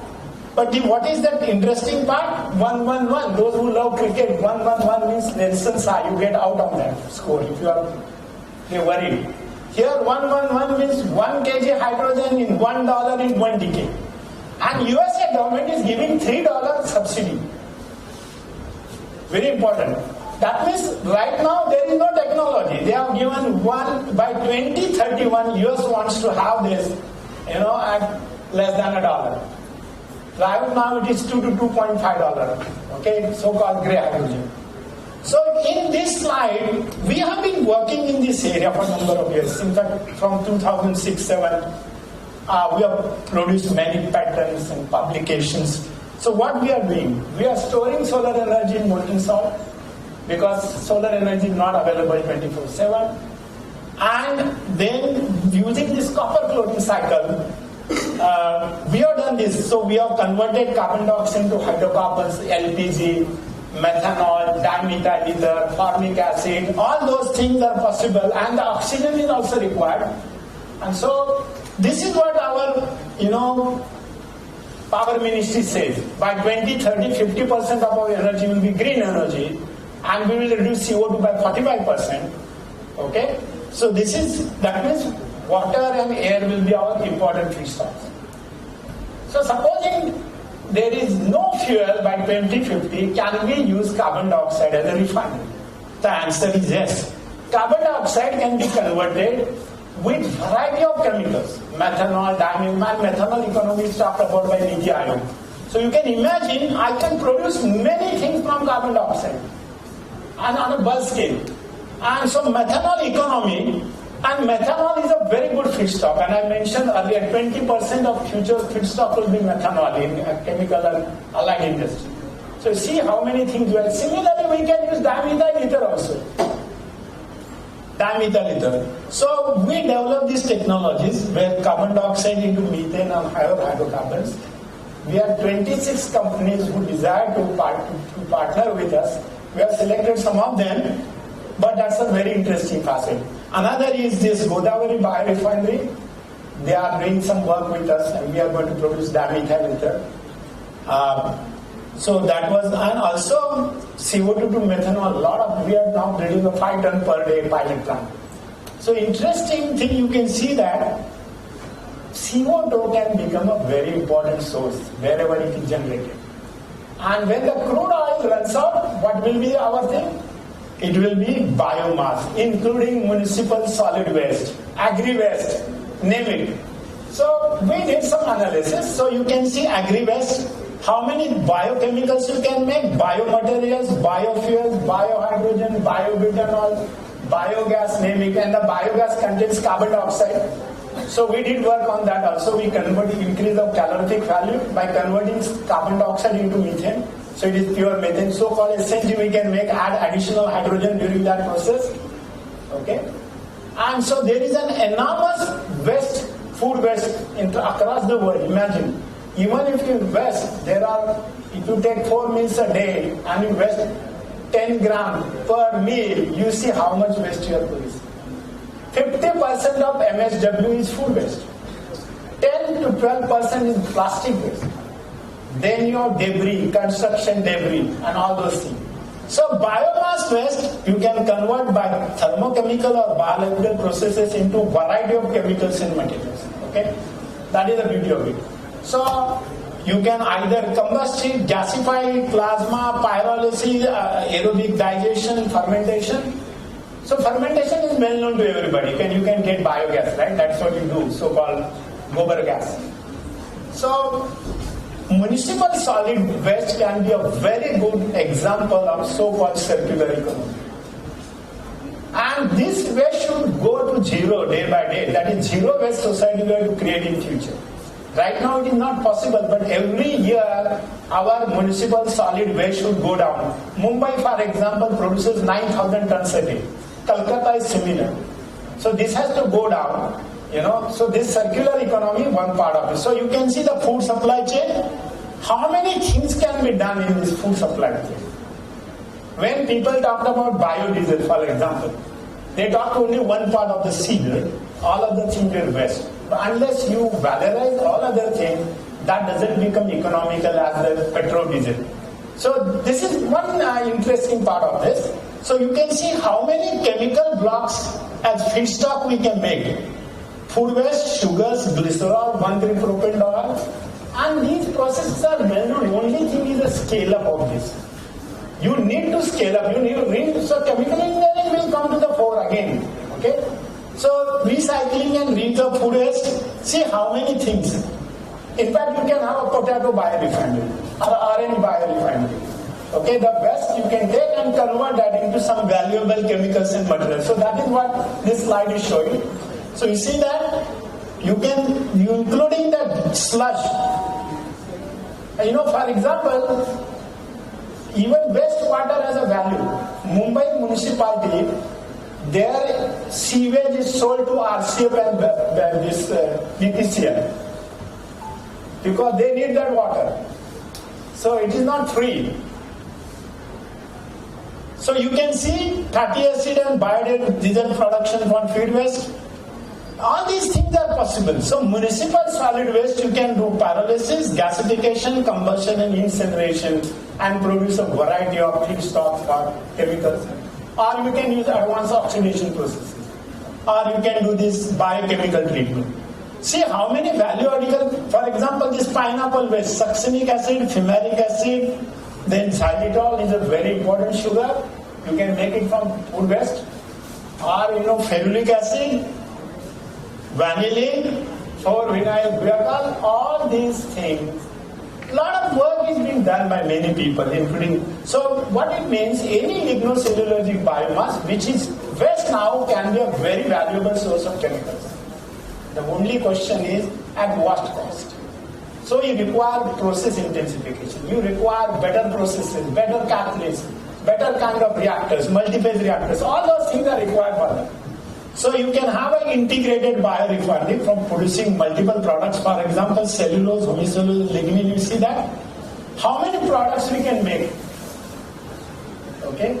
This flow shows that everything and every process can be intensified, rate can be increased.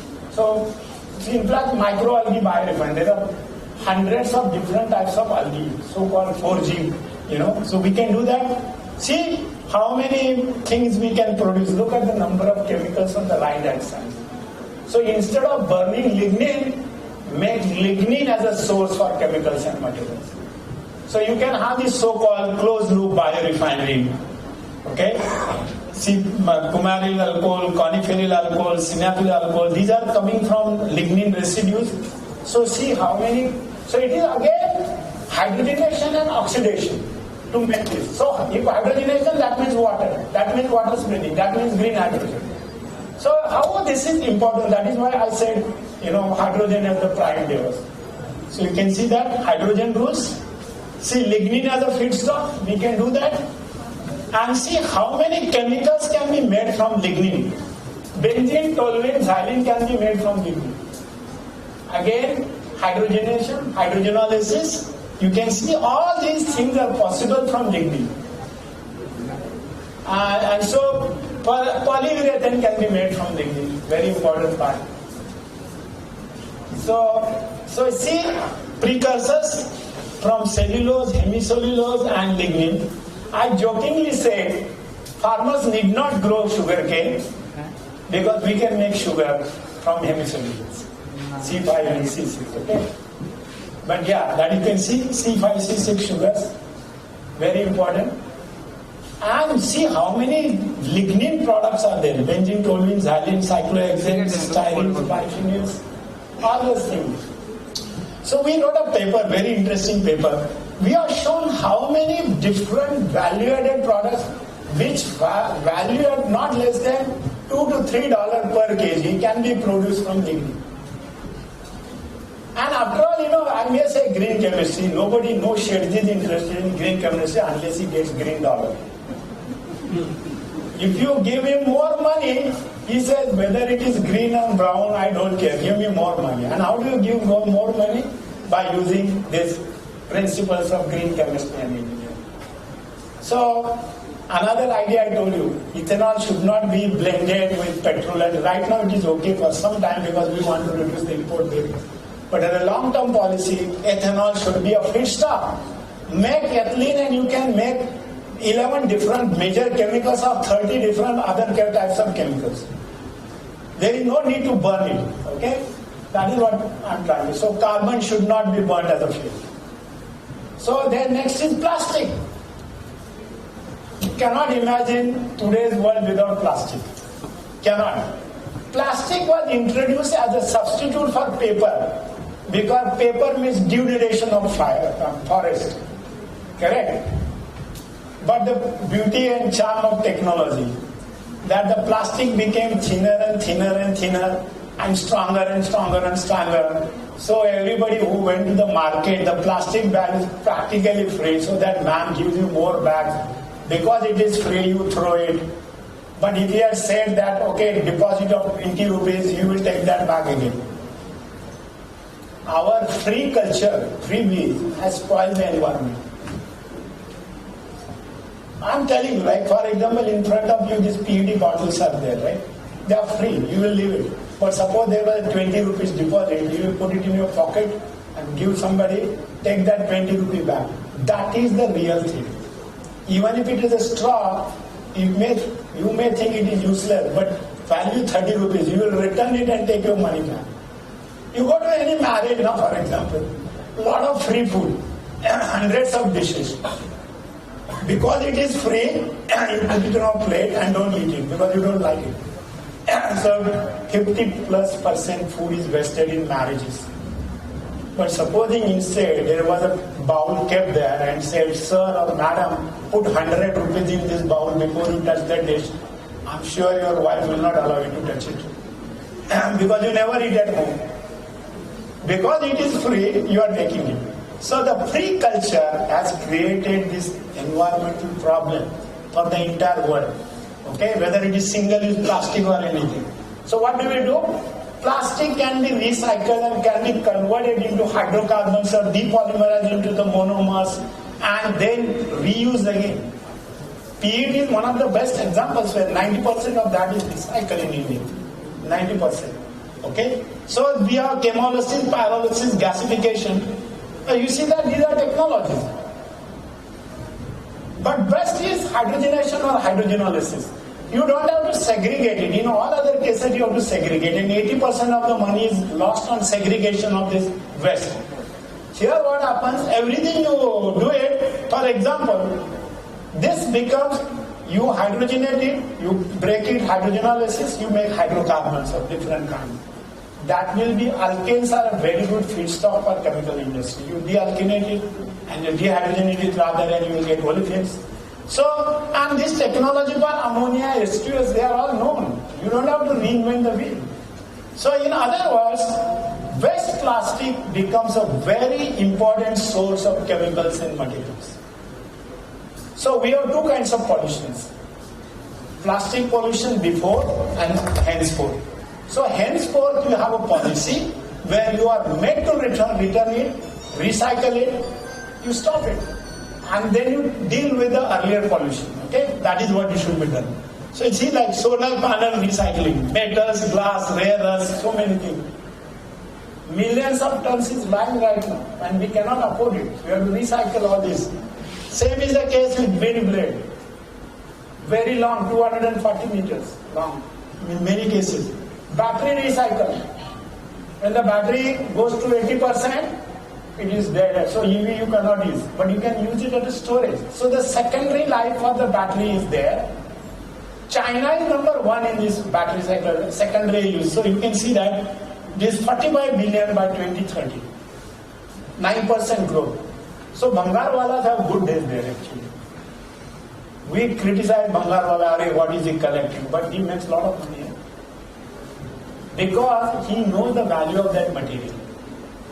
In the e-waste, electronic waste, so many metals are there, including gold and whatnot. Okay, copper, a lot of copper. So 75% of the EVs will be recycled, okay, through this. Then stubble burning. You cannot go to Delhi in December and January, right? Because so much of pollution. The farmers are burning the wealth because that is a very important source of chemicals and materials. So you see, this is something like 350 million metric tons.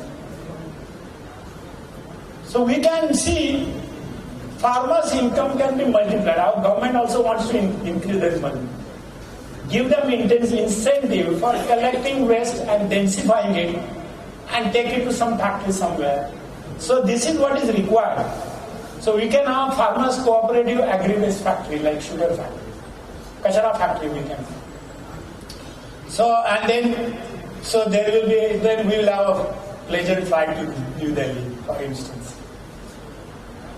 So west to west biomass cooperative, densification, transport and so forth, scope 3, pollution can be eliminated. Every drop of water should be recycled. Every drop in factories, you see that? Wastewater and alternate water resources. That is what the factories are supposed to do. And many, pollution control boards of the factory inspectorate does not give you additional water supply. They say reduce it. So this is another way of doing it. And of course, green ammonia. Because hydrogen requires higher pressure, like 300 atmosphere or 700 atmosphere. This can be done at 10 atmosphere.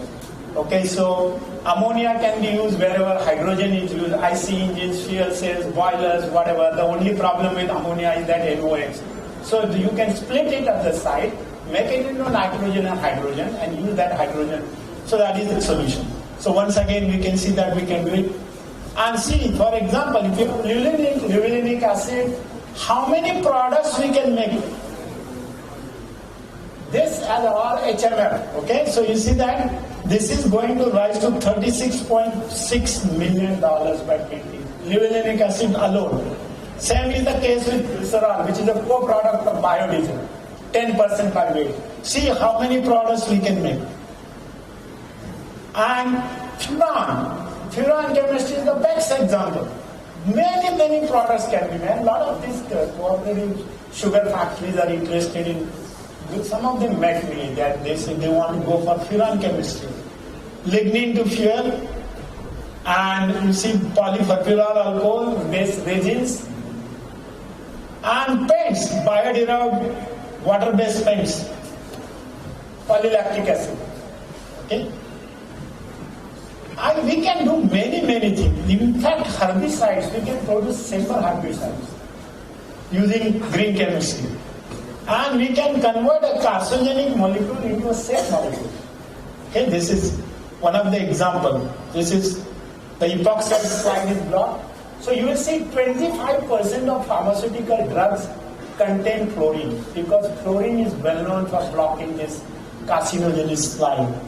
So DDT is the one best example. Okay, DDT. So it was banned, right? So So can we do that? So we did this work. We have patented also.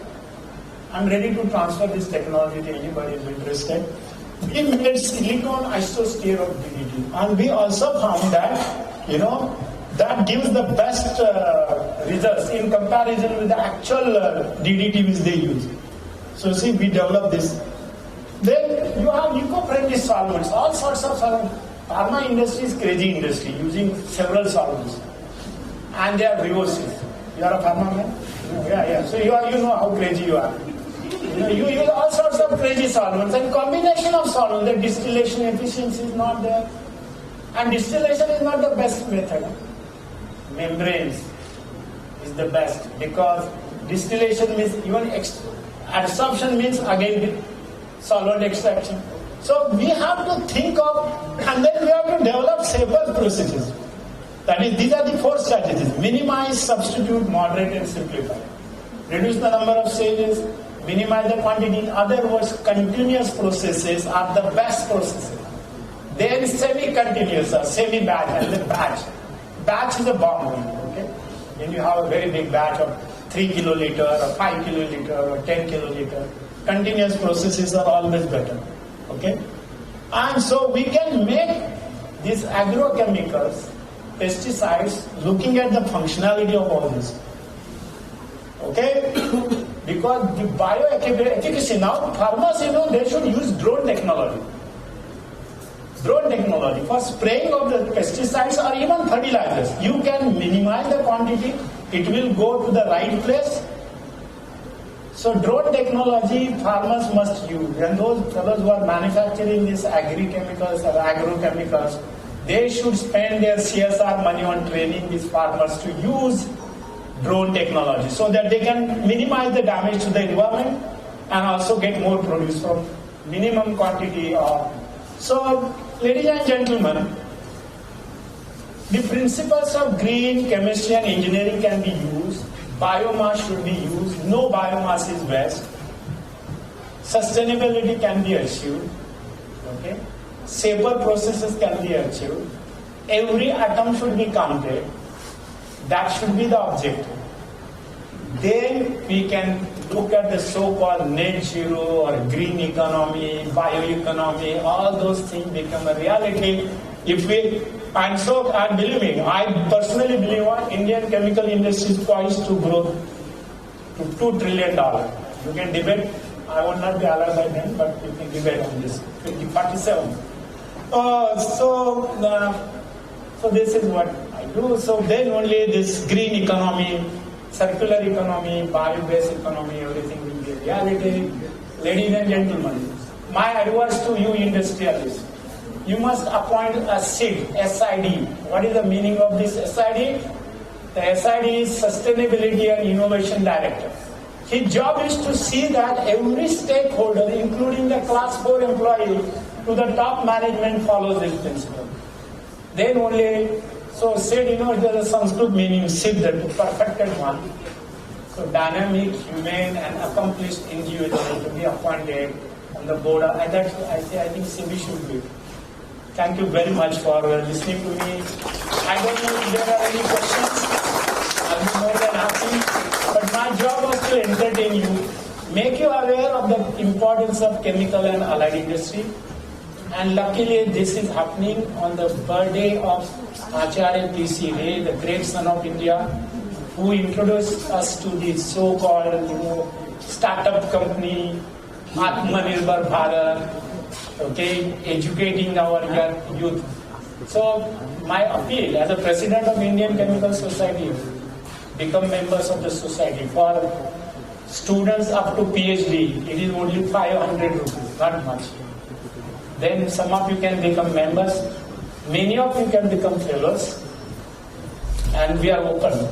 We also want institutional membership, including corporates, colleges, universities, and it is my dream that we will have National Chemical Day declared by the Government of India, because you cannot neglect chemical and allied industry if you want to be a $30 trillion economy. You cannot have policies which will scuttle the industry. You cannot grow it without manufacturing. This is what I would like to say. Thank you very much.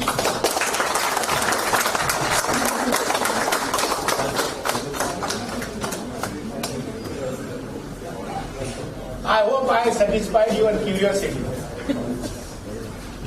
Beyond expectation. Thank you.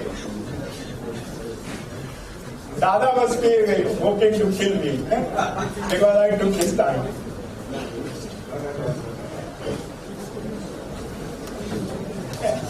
Thank you.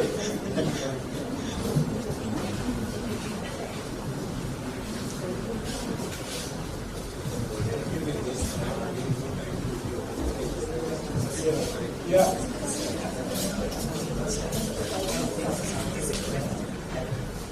Which one? I'm writing an article for you. Yes, sir. I will include his figures in that article. Yes, Shraddha is doing that. She recorded for that reason. I told her to record so that I was doing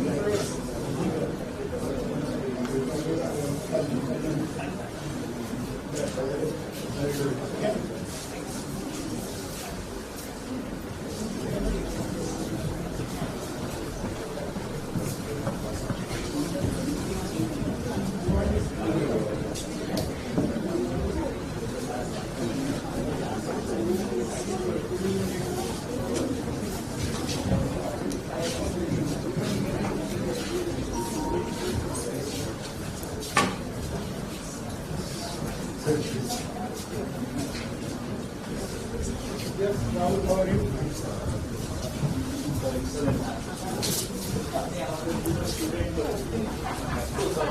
No, I haven't understood what you meant.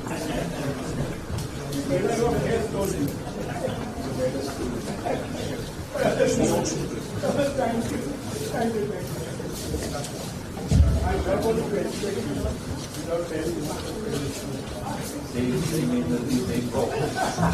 What is that every year time?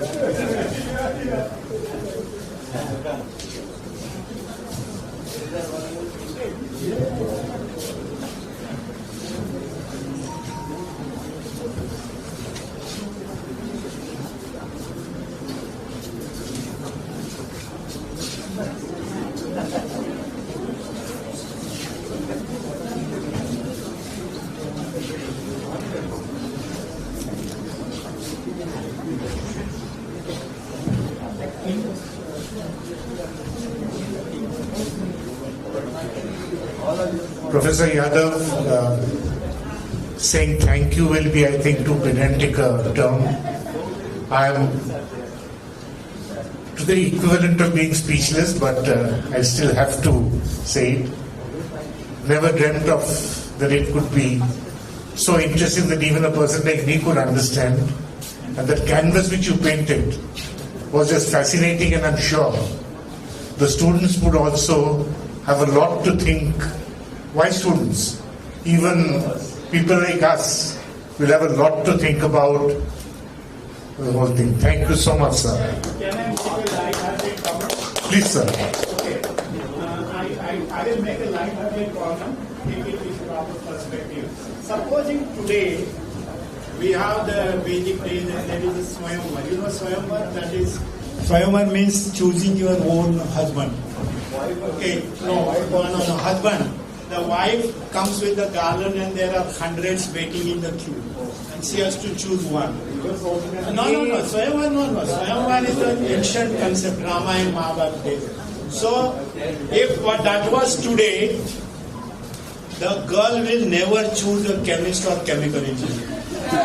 I can assure you that. Because she thinks he's a polluting guy. Correct? But after listening to my lecture, chemical engineers and chemists have some hope now.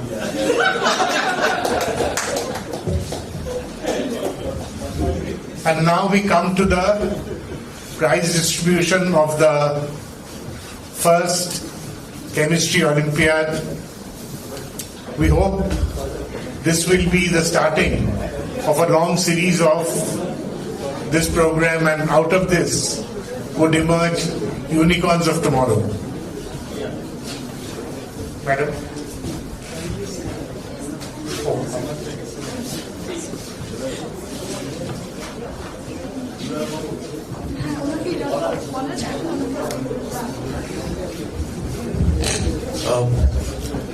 Hello everyone.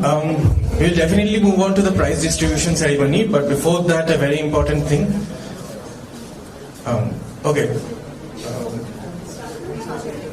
All right. So we can go ahead with the prize distribution ceremony. Okay, ma'am. So, after two eventful and vibrant days filled with really enthusiastic participation and outstanding performances by the students in the Chemistry Olympiad, we are now ready to commence towards the prize, much anticipated prize distribution ceremony. This Olympiad has been a remarkable journey. Indeed, it was a remarkable journey, showcasing the brilliance, enthusiasm, dedication, and passion of the young minds. Let us come together for a big applause for the students. Wonderful enthusiasm, dedication. Throughout the competition, students demonstrated their knowledge, creativity, and problem-solving skills, making this a truly memorable journey. We witnessed an incredible display of teamwork and individual excellence. So, may I now request Dr. Rajdeep De, Head of the Department of Chemistry, Sister Nivedita University, to say a few words on the grand participation and performance of the team and the students.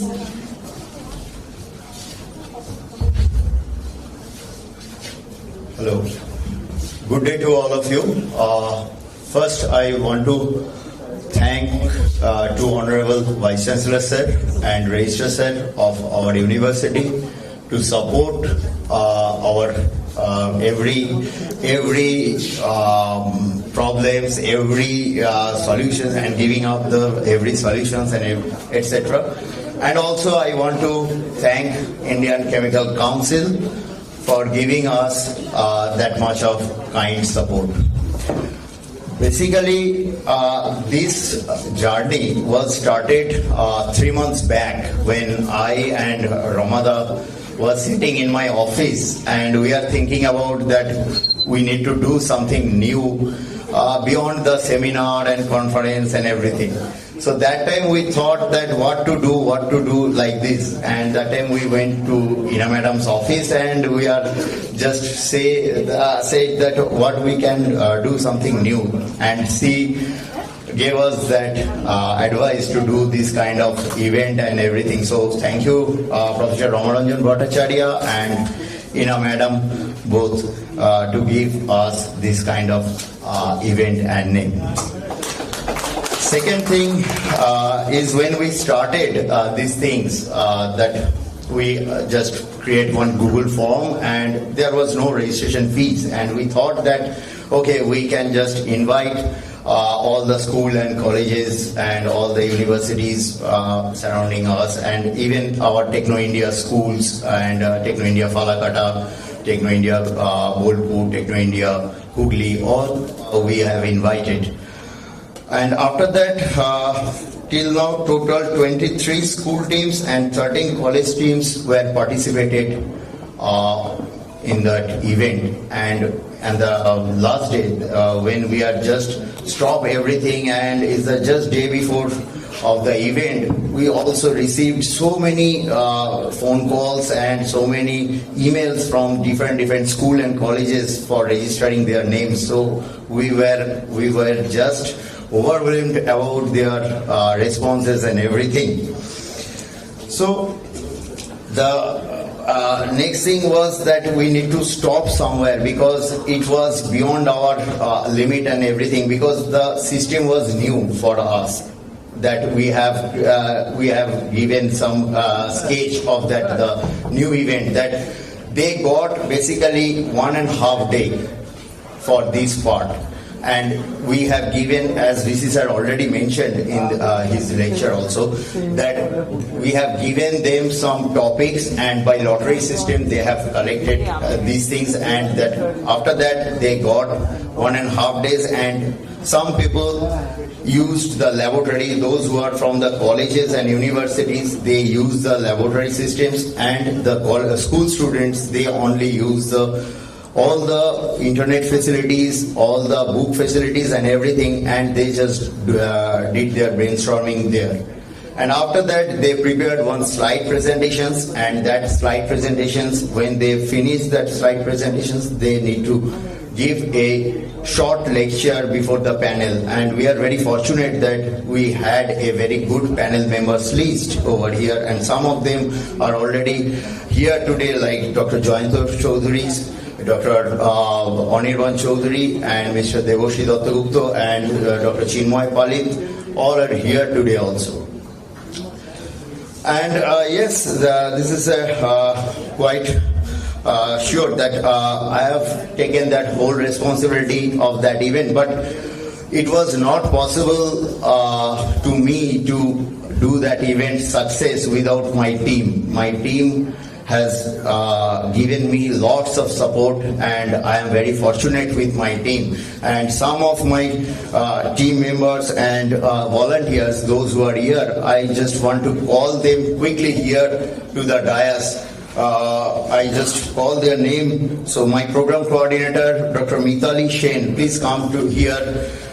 Dr. Ramaranjan Bhattacharya, please come. Dr. Papia Mojumdar, Sudipta, Rupalidi, Abhishek, please come here. They are giving us a very big support to do that event, make a grand success. Please come here. And Nitul, please come here. Sudipta, Shovik, Dr. Shovik Pandey, please come here. And Dr. Anindita Banerjee, Dr. Shobha Shah also here. Ms. Sneha, come here. And my all the volunteers, Audit 3, Devayon, Anwar, Lab Technician, Proshenjit, please come here.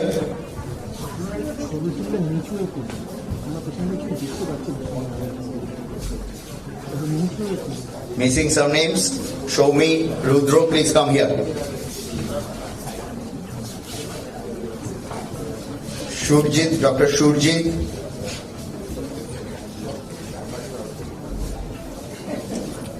Shaptoshi is busy in the food area, I think. Okay.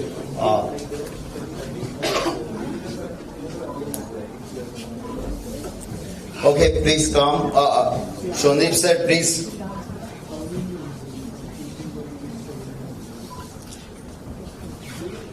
So these are my whole team, and they gave me a very big support. Without their support, it was not possible. Adidev, and last but not the least, Miss Ina Madam, please. Please come here. Without your support, it was not possible. We had a very big time, last 1.5 months. We had a very tireless work.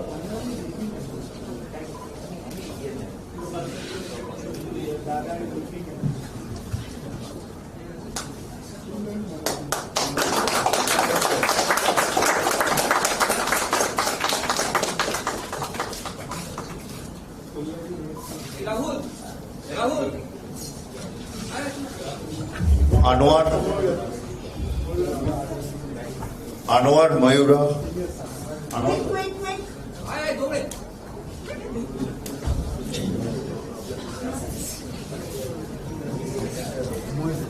These are my student force. So these are my student force, research scholar. Thank you. Over to you.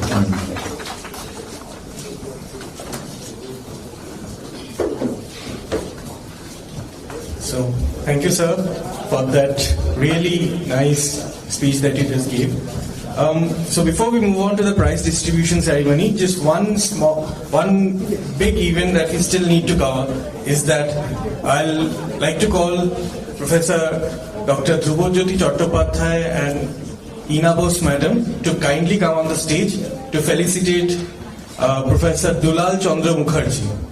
Sir. Yeah. Please, Mr. Devoshi Dattagupta, can you please kindly come on the stage as well to felicitate Professor Dulal Chandra Mukherjee.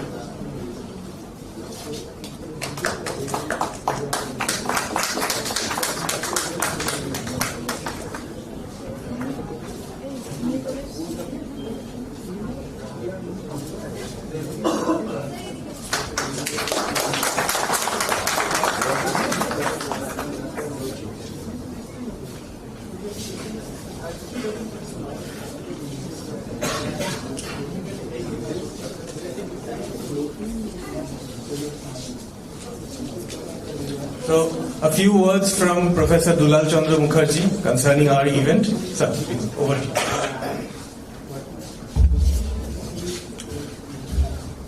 This is one of the most memorable moments in my life.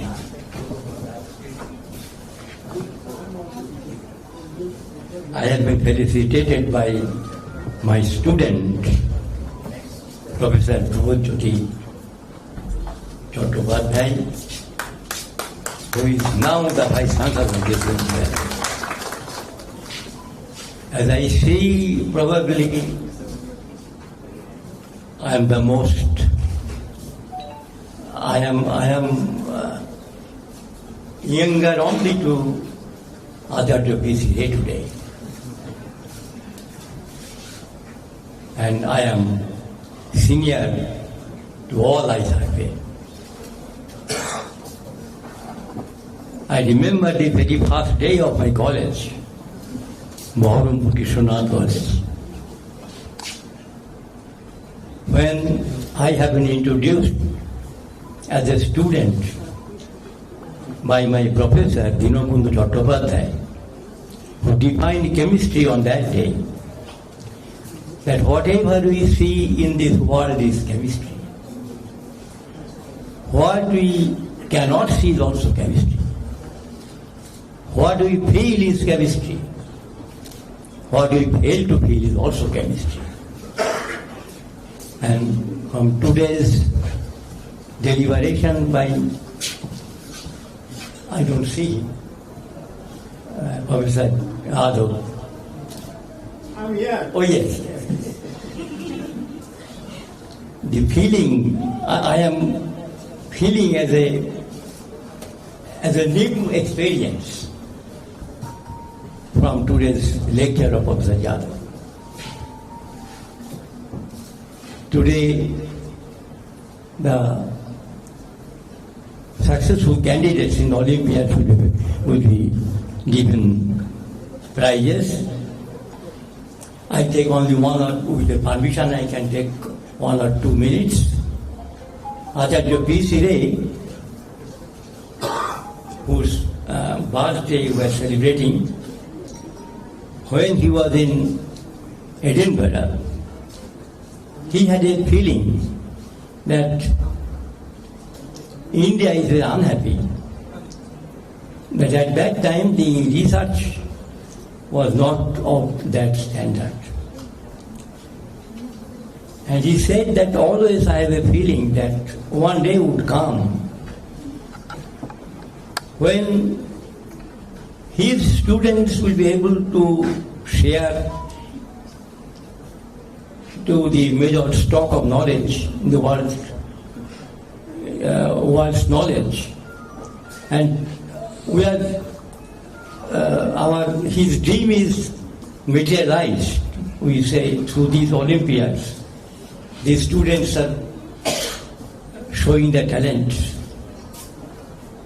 And that's a good thing for our country. I congratulate them as our future generation. And with all the best wishes to these budding chemists, with my best wishes, I conclude. Thank you very much.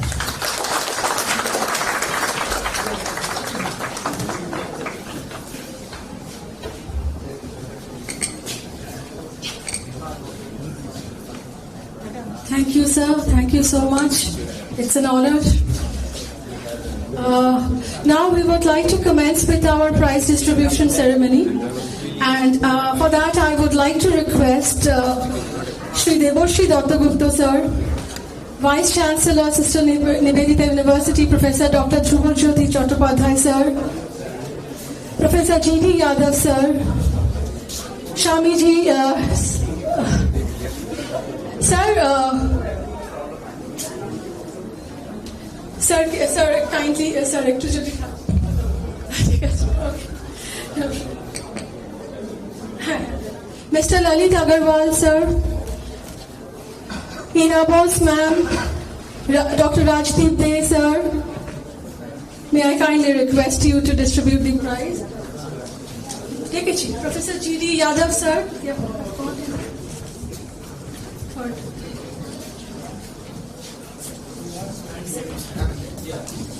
So to begin with, we will go with the school category first. So we have 3 groups, third, second and first.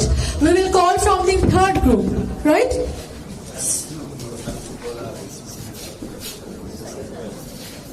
Yes, please, sir. Dr. Soti Selvam, sir, may I kindly request you on stage?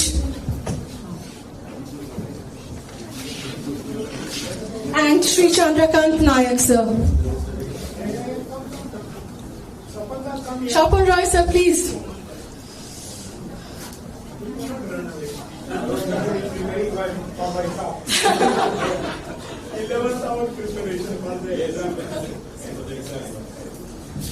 So,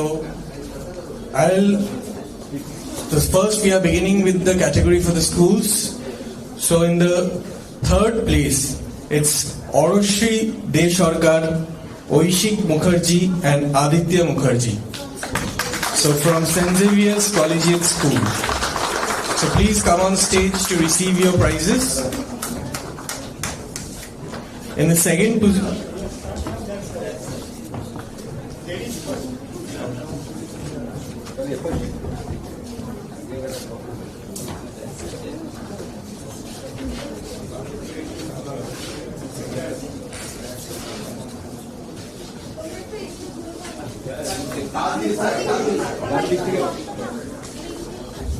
big round of applause for the students.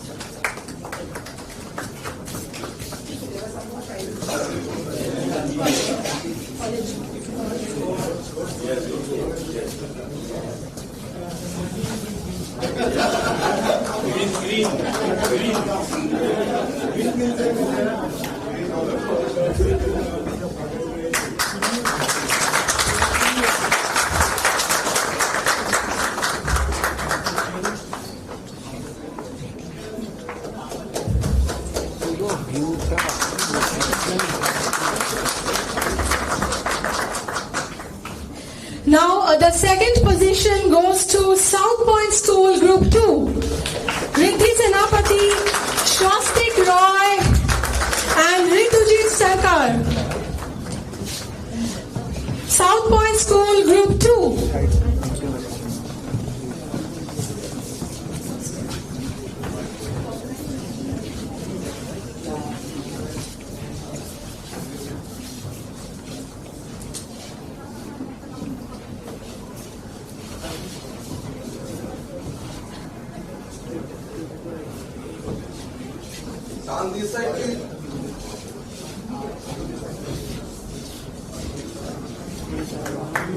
Big round of applause.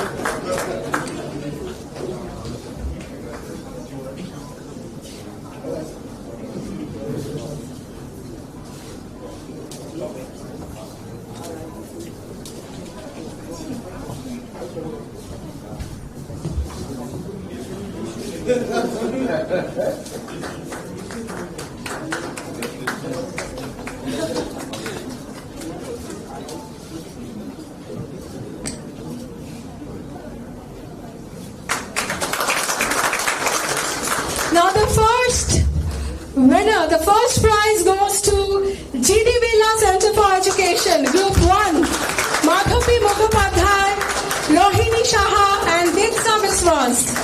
GD Birla Center for Education, Group 1. Huge round of applause for them.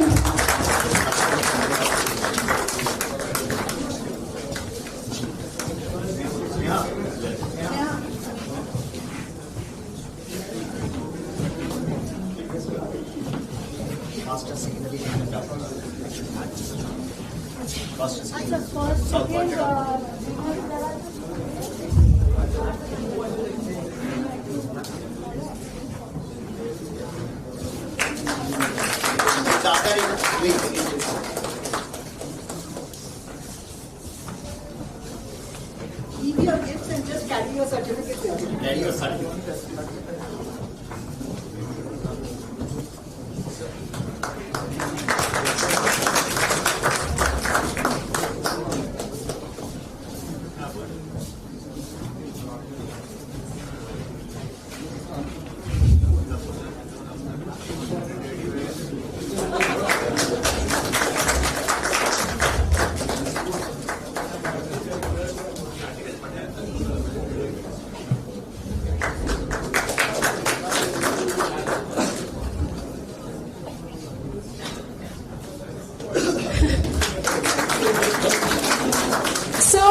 I would like to call upon the students to say a few words on your journey, on the experience you all had. Just few words. 3 of them are team leaders. Okay. Any one of you can represent.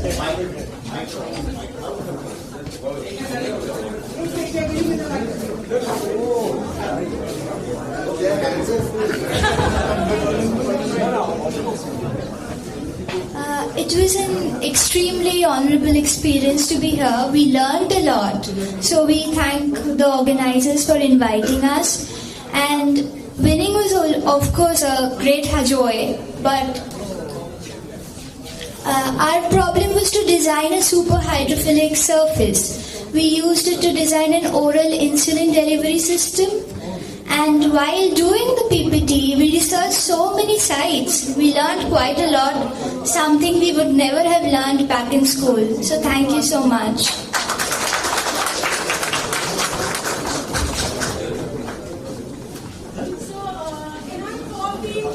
Three winner and group 2 winner, any one of you to come and talk about the project. Okay, anyone can talk. All of you can come and just one of you can represent your work that you have done here. Please come quick. Uncle, please.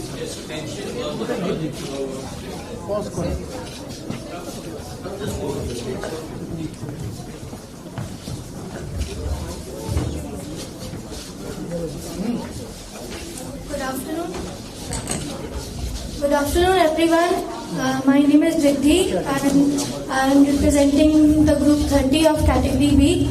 The project that was given to us was designing a biodegradable polymer, and we had given multiple solutions. The first one was designing a biodegradable polymer by extracting polyhydroxyalkanoids from algae, and the second solution was designing a hypothetical polymer from existing compounds that we had researched on the internet, and thirdly we had tried to incorporate AI systems and machine learning into designing a polymer. The experience was entirely new. We had never undergone a process like this before, and winning the second prize is also, we are also very happy to win the second prize. Thank you.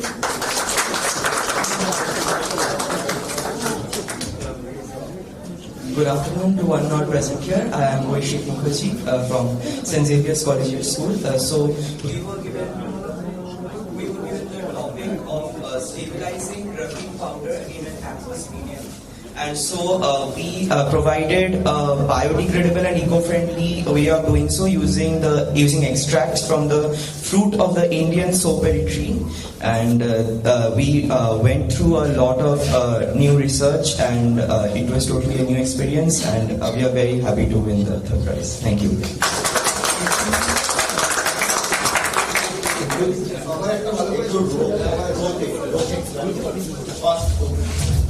Acha, everyone please gather for the group photo.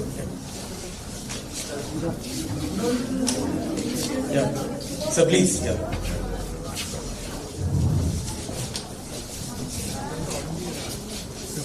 Show your certificates.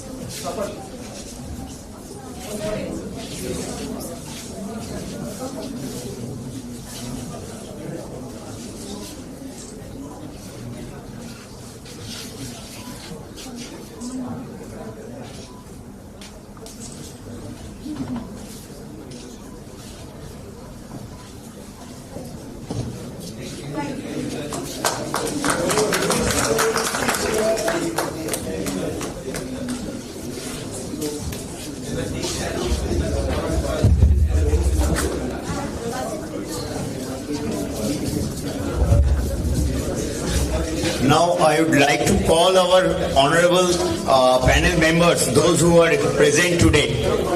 Dr. Jayantu Roy Chaudhary, sir, please. Dr. Jayantu Chaudhary, Dr. Anirban, sir. Mr. Devoshi Dattagupta.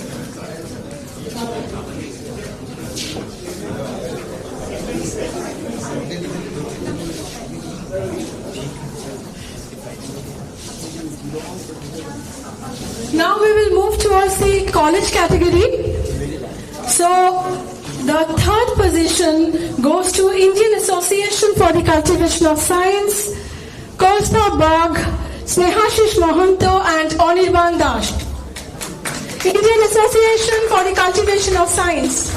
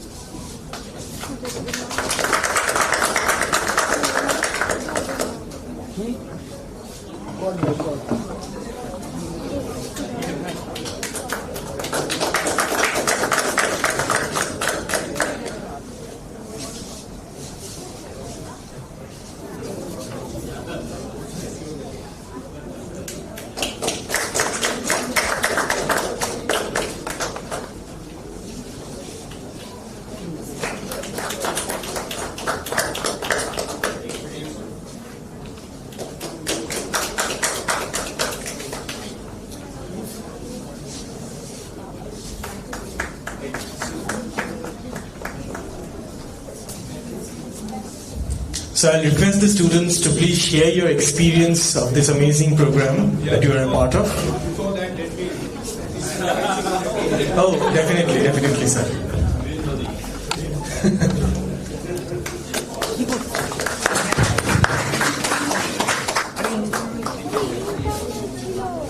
Yeah, any one of you, please share your experience. About the stabilization of fume silica nanoparticles by the SDA, CMC and CETA zone. We quite totally, this is a new topic for us totally, and we searched for some few papers about that, and after that we did this. What should we appear in front of the panel board, and this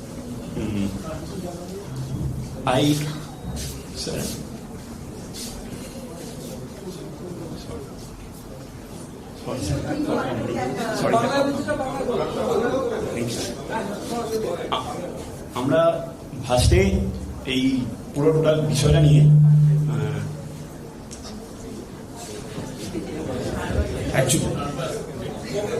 basically আমরা MSc project যে জিনিসগুলোর উপর করছি, ও যেমন অর্গানিকের উপর করছে, আমার বায়োফিজিক্যালের উপর, ওর ইনঅর্গানিকের উপর, তো কমপ্লিটলি একটা নতুন টপিক ছিল ন্যানো পার্টিকেলস বেসিসে।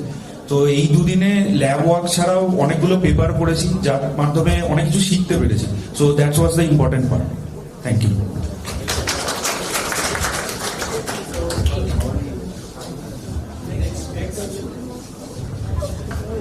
The mic? Okay.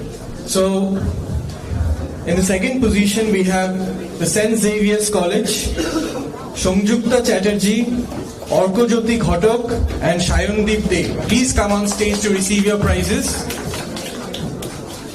St. Xavier's College, Group 2.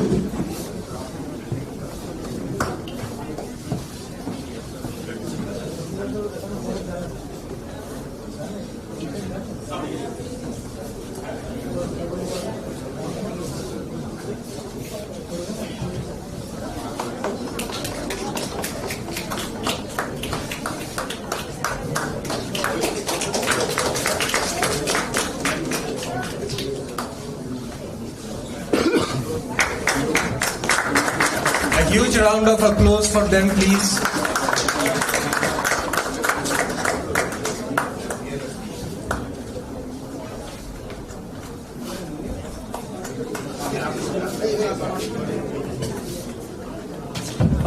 Anirban Chaudhary, sir, please.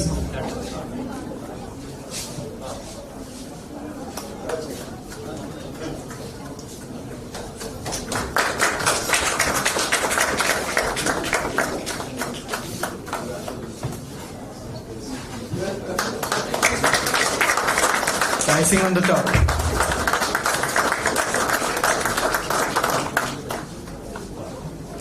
So I'll ask any one of you to share your experience regarding this program and your project. So this is Nivedita from St. Xavier's College, and these are my teammates. So actually we were told to design a primary battery using salt water. Like when we were given first the topic, we were like, okay, this is very much new to us, how to design a primary battery using salt water. Then we did read certain research papers, and as far as we know, it's a very recent topic that has come into existence. Like it was there before, but recent developments have been done in this topic. So yeah, like here the seniors in SNU did help us a lot, especially to mention Shubhrojyoti Da did help us regarding this. Like we got to learn a new technique, that is the CV, cyclic voltammetry, which we did not know, and maybe in our BSc course we wouldn't have used this technique as such. So we did learn a new technique, and yeah, we were told how to design a battery, how to put in the compartments, how to do angling, and how much of hard work it takes. And of course Anvarda was also there to help us regarding this. So yeah, we are very privileged and very thankful to the seniors of SNU and to all the teachers here. Thank you so much. And we are very elated to win the second prize. Thank you so much, everyone. So, in the first position, it's St. Xavier's College Group 7. So 2 in a row from St. Xavier's College. A huge round of applause from them. This is Mohar Majumdar, Ohana Roy, and Oshmita Goswami. Please come on stage. Okay, so they have brought their product and they will be explaining about it to all of us. That is great.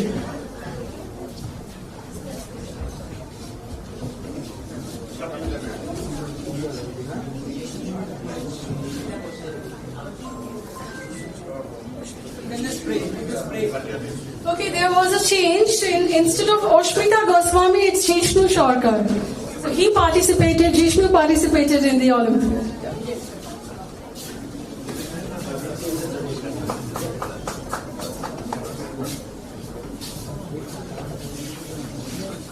A huge round of applause for them.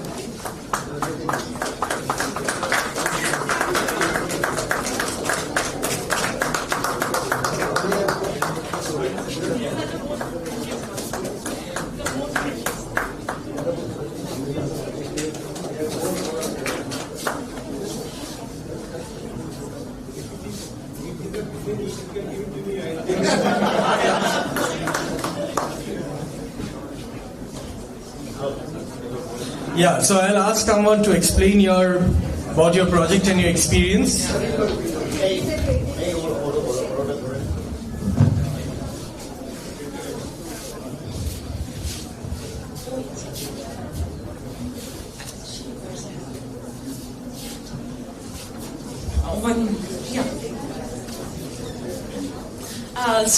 First of all, I would like to thank Sister Nivedita University for organizing such a beautiful program. It's like we are really elated to take part in the program, and it's really a new concept. We have never thought of that an Olympiad, that one chemistry Olympiad, can be designed in such a way. And the problem that was provided to us was really unique, and it is very relevant in the present century. The problem was an industry sustainable method to design an antibiotic fabric. Like when we got the topic, we were a bit confused how to proceed with that. We know antibiotic fabric, they are commercially available, but we need to suggest some new method which is not available in the market. So then she and he, both three of us, came up with the idea that we have used lemon, that Mosambi lebu, which we all consume in our day-to-day life. From the pills of the lemon, we have extracted D-limonene, which is an excellent sweet smell and an antibacterial property. So using these two major things, we have come up with an antibiotic fabric that has a 3-in-1 role. First of all, it will provide a sweet fragrance. Second of all, it will have an antibacterial property. And third of all, it will provide a hydrophobic property, that if we spray it on our clothes, then it will provide a water-resistant technology. And we came up with the idea that is a green sustainable method to design an hydrophobic antibacterial fabric.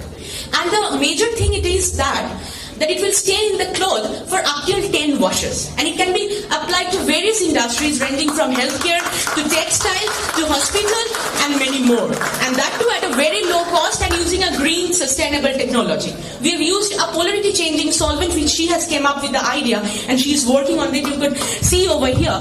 This polarity changing solvent can be reused. And lemon peel is also the waste product of an industry. And using that we came up with this idea. Please Mohan, just execute it once. And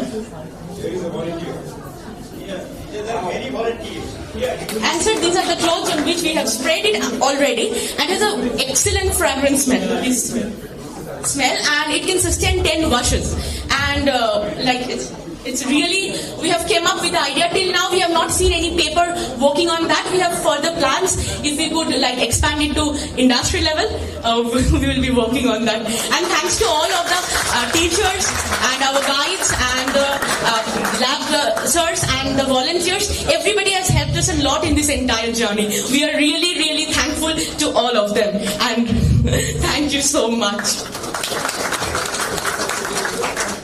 So all the groups of college, please come on the stage for a group photo. All college participants.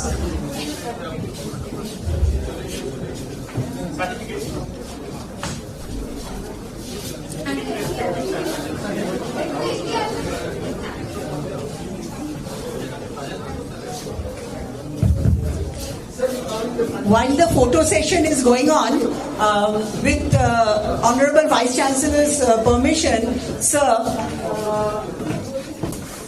with your permission, I would like to announce one thing.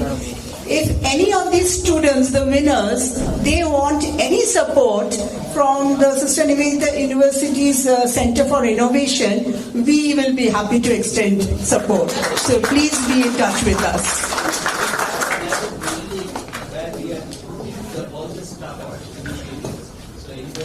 So we have a Center for Entrepreneurship Development, Innovation, Incubation at a place in Sector 5. We call that Udyog. So if any of you need any assistance you feel like having, please approach us. Thank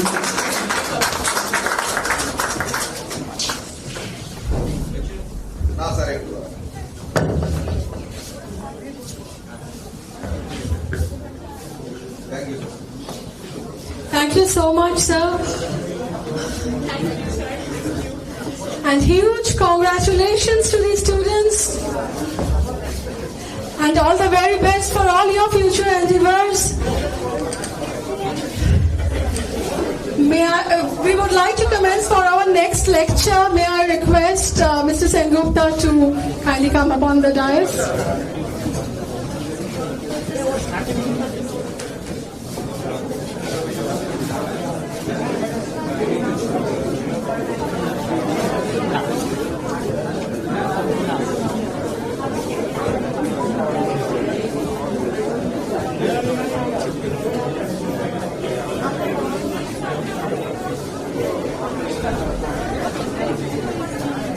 We now come to the last part of today's program. The topic is chemical industry and the sustainability paradox. This is going to be delivered by one of the industry veterans.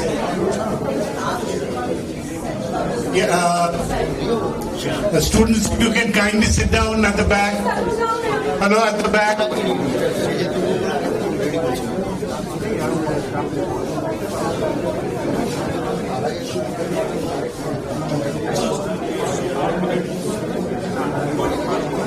Can people kindly take their seats, please?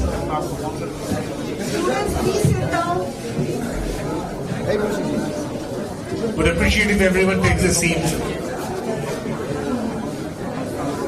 Students and faculty members, please take your seat. Would you please take your seat?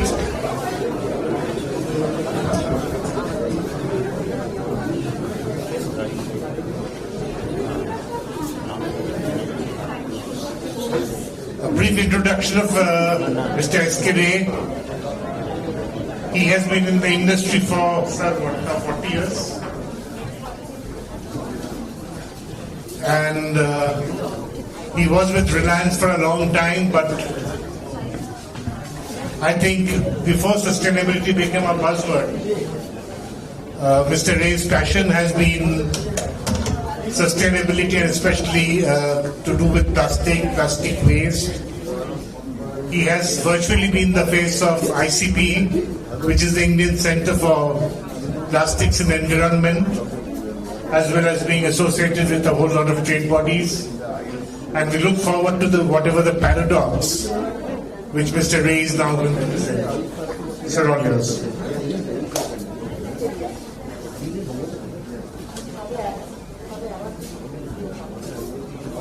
Am I audible? Yes. First of all, let me thank ICC and Sister Nivedita University for inviting me here. I am mindful of the fact that we have probably crossed the lunch hour, so I will be very brief. And Professor Yadav made my life a little easier because he did cover the opportunities or the direction in which the chemical industry is moving and challenges that we face. So I had promised Mr. Sengupta that I will be a little provocative here, and I wish to be a little provocative as well. I will not go too much details into the chemical industry part, but I will, first of all, let me have the standard disclaimer these are all my personal views and does not represent views of any of the other organizations that I'm associated with. Quickly, what are the agenda? I'll try to quickly cover sustainability, climate change, SDG and the chemical industry. I'll be brief here because most of it has been covered by Professor Yadav.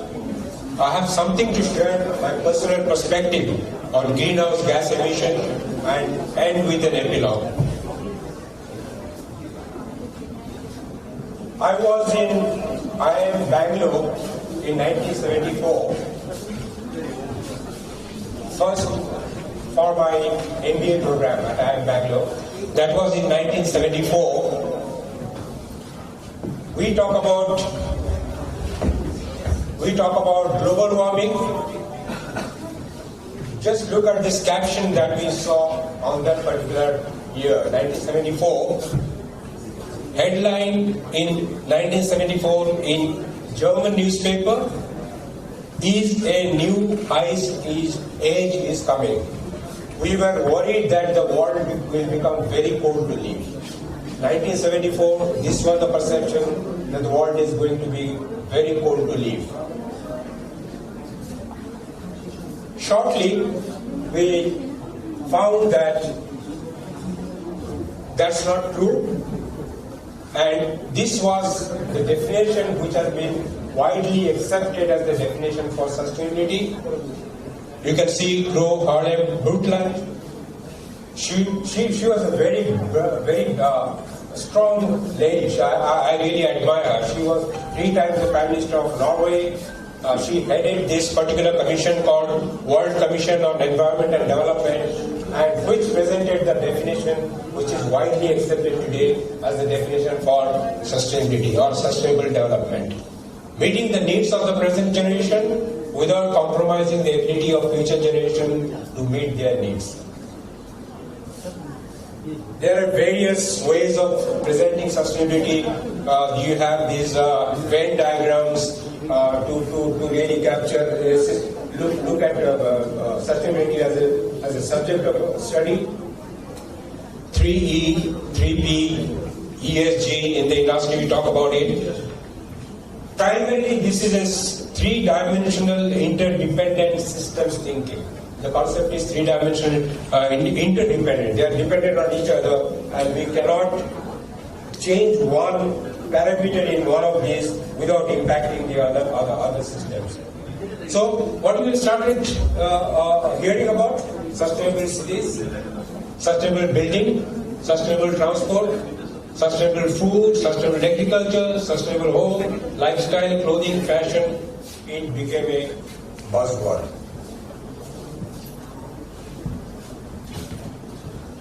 Now, if we really look at sustainability as a topic of investigation, this one particular slide is very important to pay attention to. There are 10 different boundaries which the scientists have identified, in which 1, 2, 3, climate change, biodiversity loss, and nitrogen cycle are all we have already appeared to have crossed that boundary. Chemical pollution is one of them, and as I was coming here, I was going through the notice issued by Central Pollution Control Board on 60 chemical industries, which includes IOCL, Reliance Industries, Deepak Nitrite, and host of other leaders from this industry who have received a notice probably by now from the Central Pollution Control Board saying that there are problems with your pollution control systems.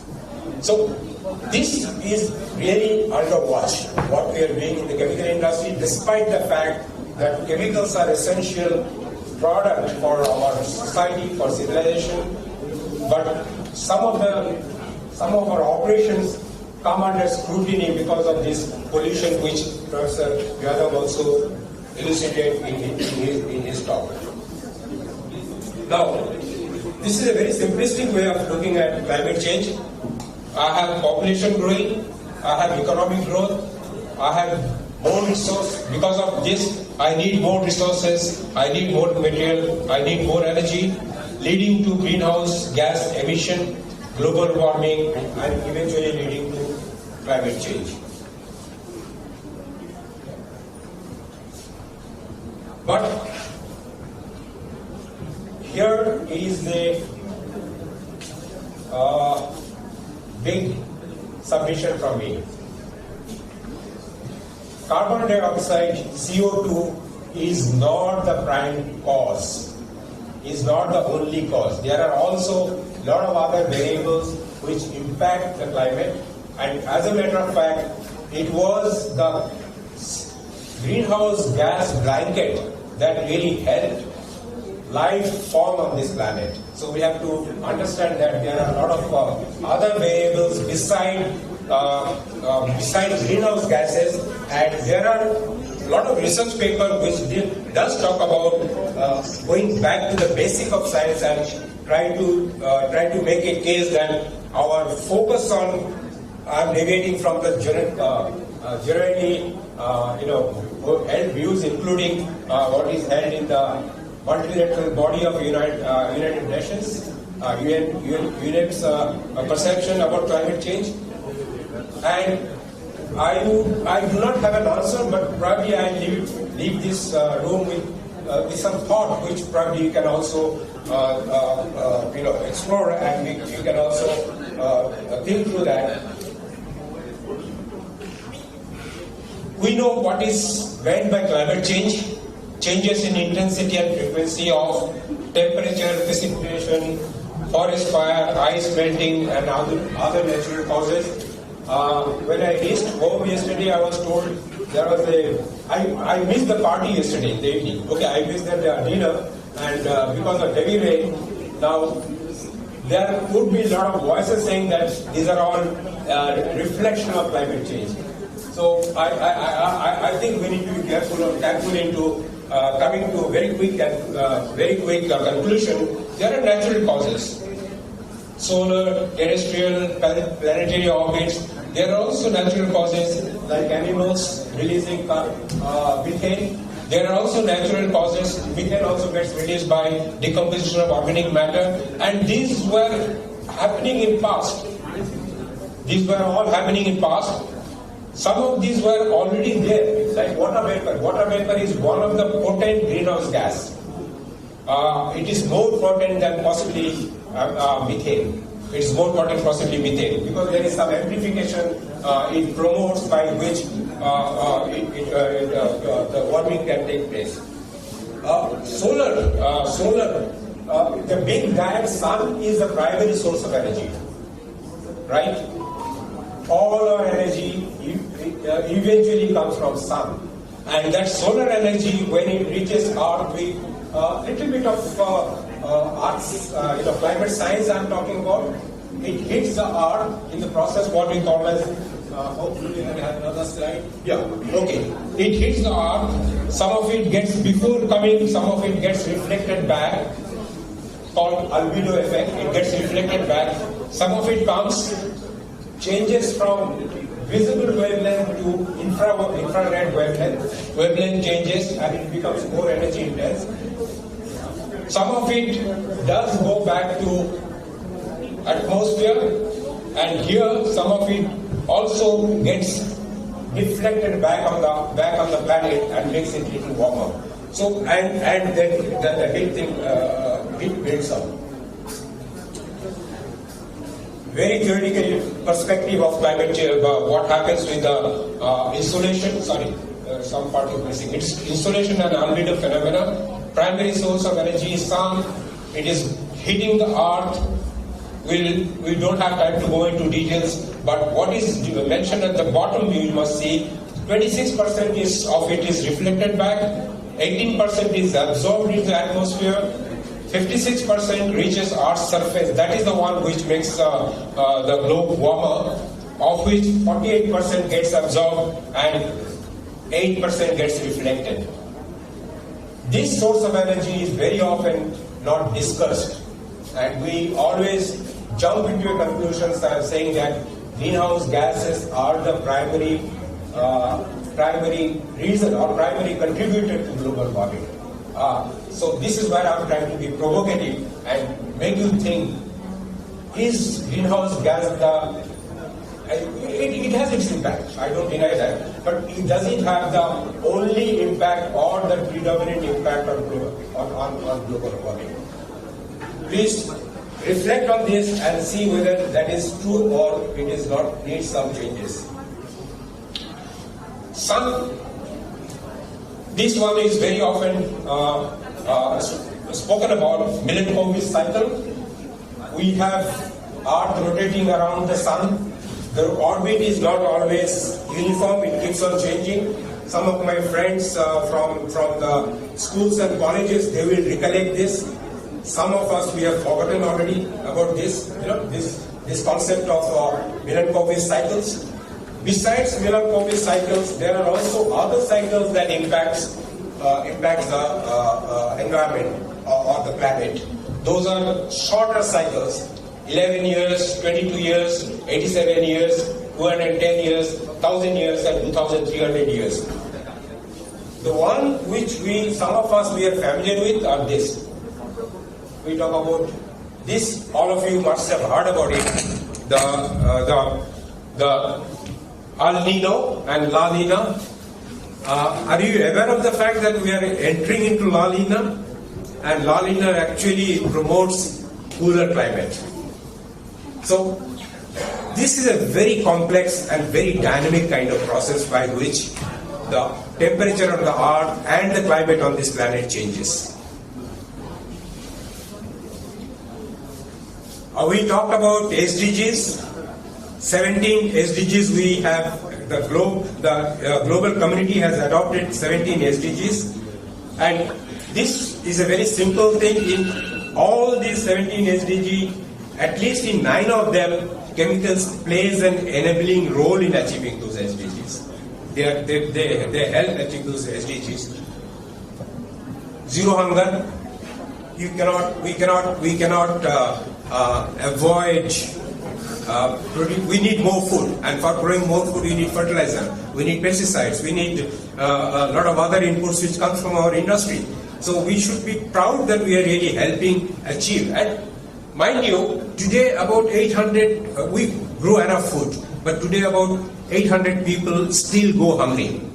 It is not the problem of production of food or preservation of food, which is helped by chemical industry and our plastic industry, but it is other geopolitical issues that really makes 800 people go hungry, and probably the distribution setup and other things. So I also, for good health and well-being, I was happy that we are, our young friends are looking at this and trying to develop molecules. Now, drug molecules, okay? Many of us went through the critical phase of COVID-19. Products from chemical industry, plastic industry really helped us meet that very, very difficult phase on this planet. And I can keep on, mentioning about number of products that are really coming from the chemical industry, plastic industry, helping us achieve this goal of good health and well-being. So you look at clean water, sanitation. Some of these things have been mentioned. Affordable and clean energy. We need products coming from the chemical industry, from the petrochemical industry, from the plastic industry. We need products coming from our industry for decent work and economic growth. So you see, all these areas we have a big contribution to make, and we should be proud of it and not get carried away by a narrative that chemical industry is not good. Chemical industry is good, plastic industry is good, because we are giving product and opportunities for industrial growth. So let me quickly go to the food sector, just one or two sectors and quickly go through, because we don't have much time, and I don't want, we are already late for I don't know how many of you are hungry. At least I am hungry. All of us. Okay. So let's quickly go through that. Global food production has increased. However, 1/3 of food grown is lost, wasted. 800 million people I mentioned we go hungry. So these are some of the numbers. So in the food sector, that is to achieve zero hunger, we need product from our industry. Similarly, these are some of the other numbers. And incidentally, this one is important because the use of water and nutrients can be reduced by as much as 50 to 70%. And water is going to be a scarce commodity in future. We'll fight over water and not over fuel in future. Shelf life can be increased multiple times, and so this is okay. I think we should move fast. Metal ratio has gone down. That is thanks to this one. Some of us who haven't really looked at this, all of us as children, and particularly my young friends from schools and colleges, we have all been immunized with this polio vaccine, thanks to India becoming a polio-free country. And the vaccine came in a dispenser which is made from plastics, polyethylene. So when you are using plastic, most of the plastics are safe. So we need not have that concern that plastics are harmful or plastics are not, it's not benign for this. Okay, healthcare, everything, all these are quickly. So in number 3 also we have significant contribution. Clean energy, Professor G.D. Jadhav did mention about it. We are talking about water and sanitation. Clean energy, will come to that later. About 18% of the world is water stressed, so we need to look at water a little more carefully. And 3 billion people will still live without safely managed drinking water. 3 billion without safely managed sanitation, and 1.4 billion. These are all very, very disturbing kind of a scenario that we see in future, unless we make some correction. And in this also we see a lot of possibilities are there to achieve this. A lot of products are there from our industry which can help achieve this clean water and sanitation, the SDG 6 target that we have. Affordable energy, we need wind turbines, we need solar panels. All these would need plastic products and chemical products. So I think let me quickly go through this one is very interesting. We have lot of action that is apparently seen that we are taking to address the issue of climate change. If there is a climate change event happening, conference happening, a whole lot of us will sit into an aircraft and go and attend that conference without being mindful that how much is my personal footprint, carbon footprint in doing this. But these are all well-intended, possibly less understood phenomena. So in climate action we have also plastic playing a major role. This one I would try to draw the attention of particularly my young friends from the schools and colleges. In our time, when we were in schools, we used to get our milk in glass bottle, and weight of that glass bottle used to be 650 grams. Today, the same 1 liter milk comes to me in 5 grams of plastic pouch. So see the amount of material saving that has happened and implication of that saving on other part of the supply chain. I need 40% less truck to deliver the same quantity of milk. If I do that, if it is 40% less means 40% less energy consumption, 40% less emission. So these are all the benefits which some of these advanced materials compared to the traditional materials have brought, and thanks to our industry which has been able to provide this benefit. This one, just a quick look at it. India is very often asked that you are one of the largest emitter of greenhouse gases. We are a large country with 1.4 billion people. Obviously, will be 1 or 2 or 3 in ranking in many of the parameters. But what we need to really look at is that how John or Matthew in US being implicated for their carbon footprint vis-a-vis Devarshi or Shopal here are releasing. Our release is one of the lowest in the world. We release 1.7 tons of carbon dioxide every year per head. So the point that is being made that we need not get carried away by this narrative which is coming from the West, which is well-to-do, well-off economies, that India needs to reduce its carbon footprint. And that is not correct, because we need to develop, we need energy. And incidentally, energy is the largest emitter of greenhouse gases. It is main source of greenhouse gases is energy. About 38% of greenhouse gases gets emitted by the energy sector. So, just a quick comparison. I thought let me present it here, and then let me move on to my epilogue, because the submission that I'm making here that this industry should not be implicated as a major source of greenhouse gases.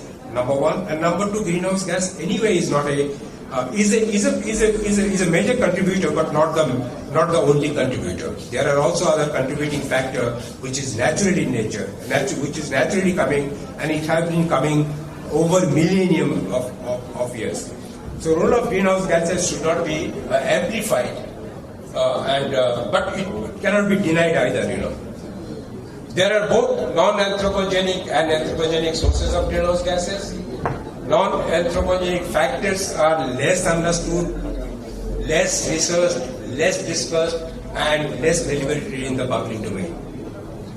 Chemical and petrochemical industry releases solid, liquid, gaseous emissions after affecting local ecology and climate, global climate. This our industry, and we have to accept it. It is there. And while sometime I feel those notices that come to the industry for being on the default as far as the Environment Protection Acts and other things are concerned, some of them not adequately supported by what science would probably tell us. An estimated 2 billion tons of solid waste is generated every year, in which plastic waste is about 8 to 10%. Professor Jadhav mentioned about it. And unfortunately, this is invariably singled out for ill-conceived regulation. Pollution in all its forms needs urgent action, like building infrastructure and promoting behavioral changes. Some of these things are mentioned here. While human activities are contributing to greenhouse gas build-up, chemical and plastic industry often have relatively lower impact. As I said, energy sector is the largest emitter of 38%. Industry is about 14%, in which our industry is a small little part. So, with this, let me conclude with a tribute to the great man, and Sir had mentioned, I would like to conclude this with a tribute to him, with a quote from him, and the quote says, "I dreamt of a dream that, God willing, a time would come when she, that is India, would contribute her quota in the realm of science. A new era has evidently drawn upon India. Her sons have taken kindly to the jealous pursuit of different branches of science." That's my tribute to this great man. Thank you.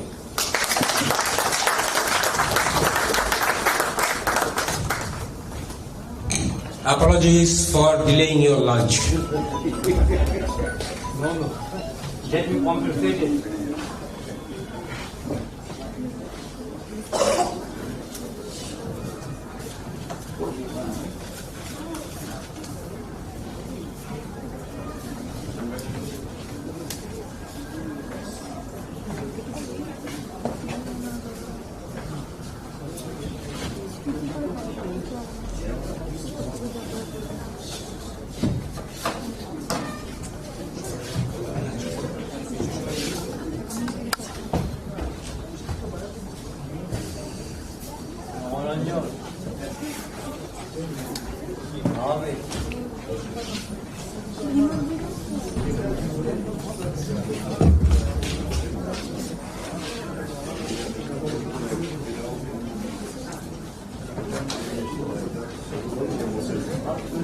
Thank you so much, sir, for such an insightful talk.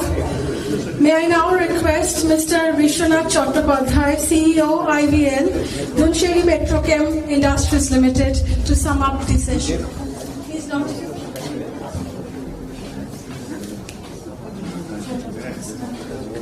So, may I now request Ms. Progha Paramita Jana to kindly deliver the vote of thanks.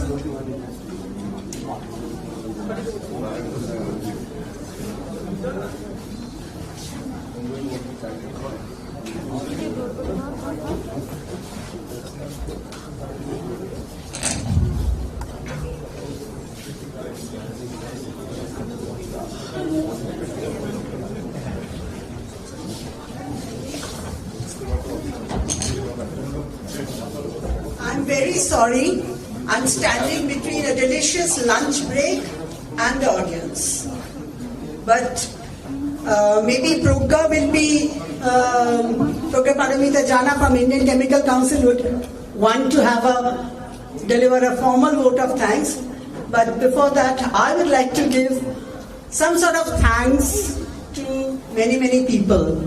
Firstly, Indian Chemical Council, Mr. Reboshi Dattagupta, Mr. Chandan Sengupta, and Mr. Gautam Mukherjee. Along with my team, we have worked for the last few months, leaving no stones unturned to make this program a big success. Thank you, Indian Chemical Council. And Progha Paramita has been in fights with me every now and then till this moment. This has to be done, and I say, no, this cannot be done. And so things go on. My gratitude to our Honorable Vice Chancellor, sir, for giving us permissions whenever we have asked for. My gratitude to, of course, my Honorable Chancellor, sir, Mr. Shottam Rai Chaudhary. He couldn't be present today because of other pre-commitments. But he has expressed his best wishes, especially for the students, for the winners. My thanks to my Department of Chemistry faculty members, but the core team of Chemistry and Pharmacy who has really worked with me was the HOD, Dr. Rasdeep Dey, Professor Ramaranjan Bhattacharjee, Shwaptoshi Dash from the pharmacy. These were the main people who really day and night has worked with me. Thank you so much. Of course, we from Sister Nivedita University have had some small amount of sponsorship from Sri Balaji Group. My thanks to them, of course. And a big round of thanks to a large number, almost 70 of them, student volunteers from Mass Communication and Journalism Department of ours, students of Institutions Innovation Council, which is of course led by me. So they were there. They have gained a lot of experience also. So thanks to them. Okay, now Progha, whatever you want to say. Thank you so much, everyone.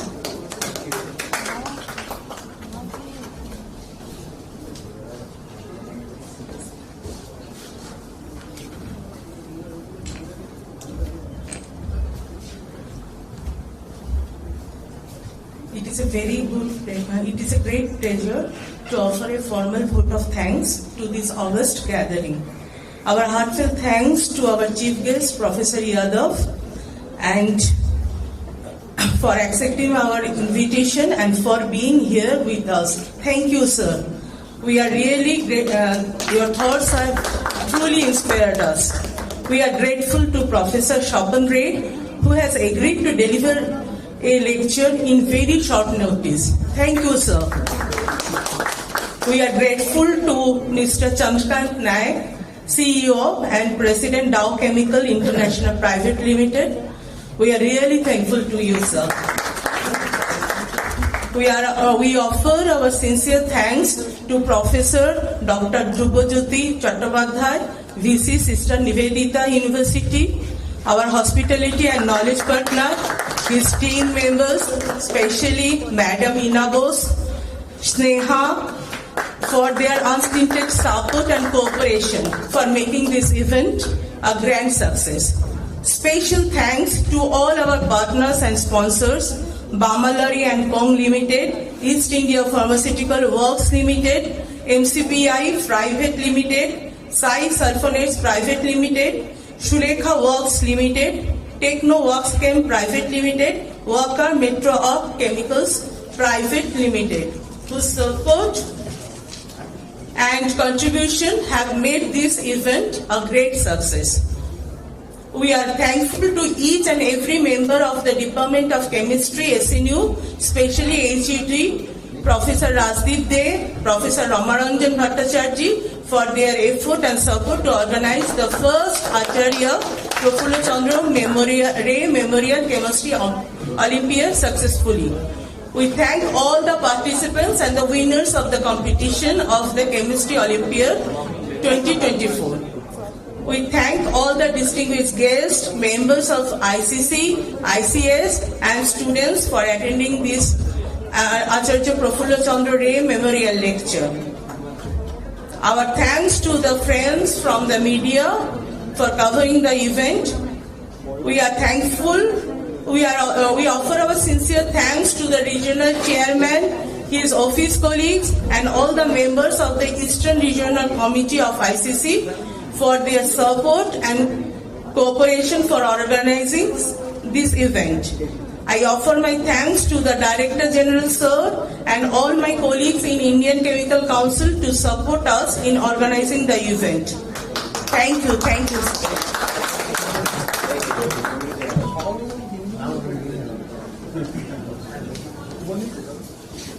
The dignitaries are requested to please attend the luncheon session.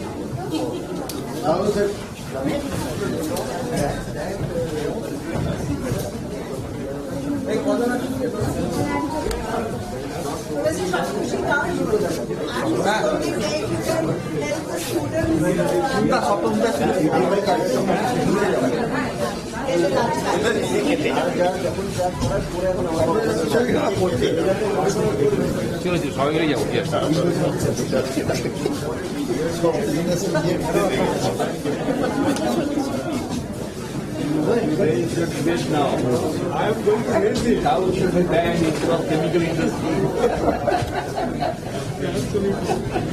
And I fight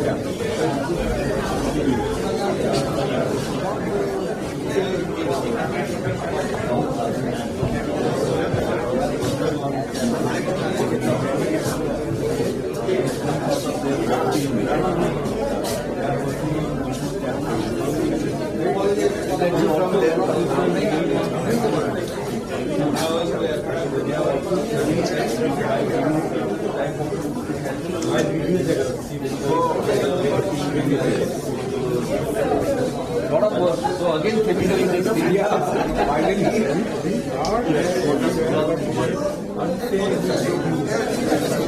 That is something I should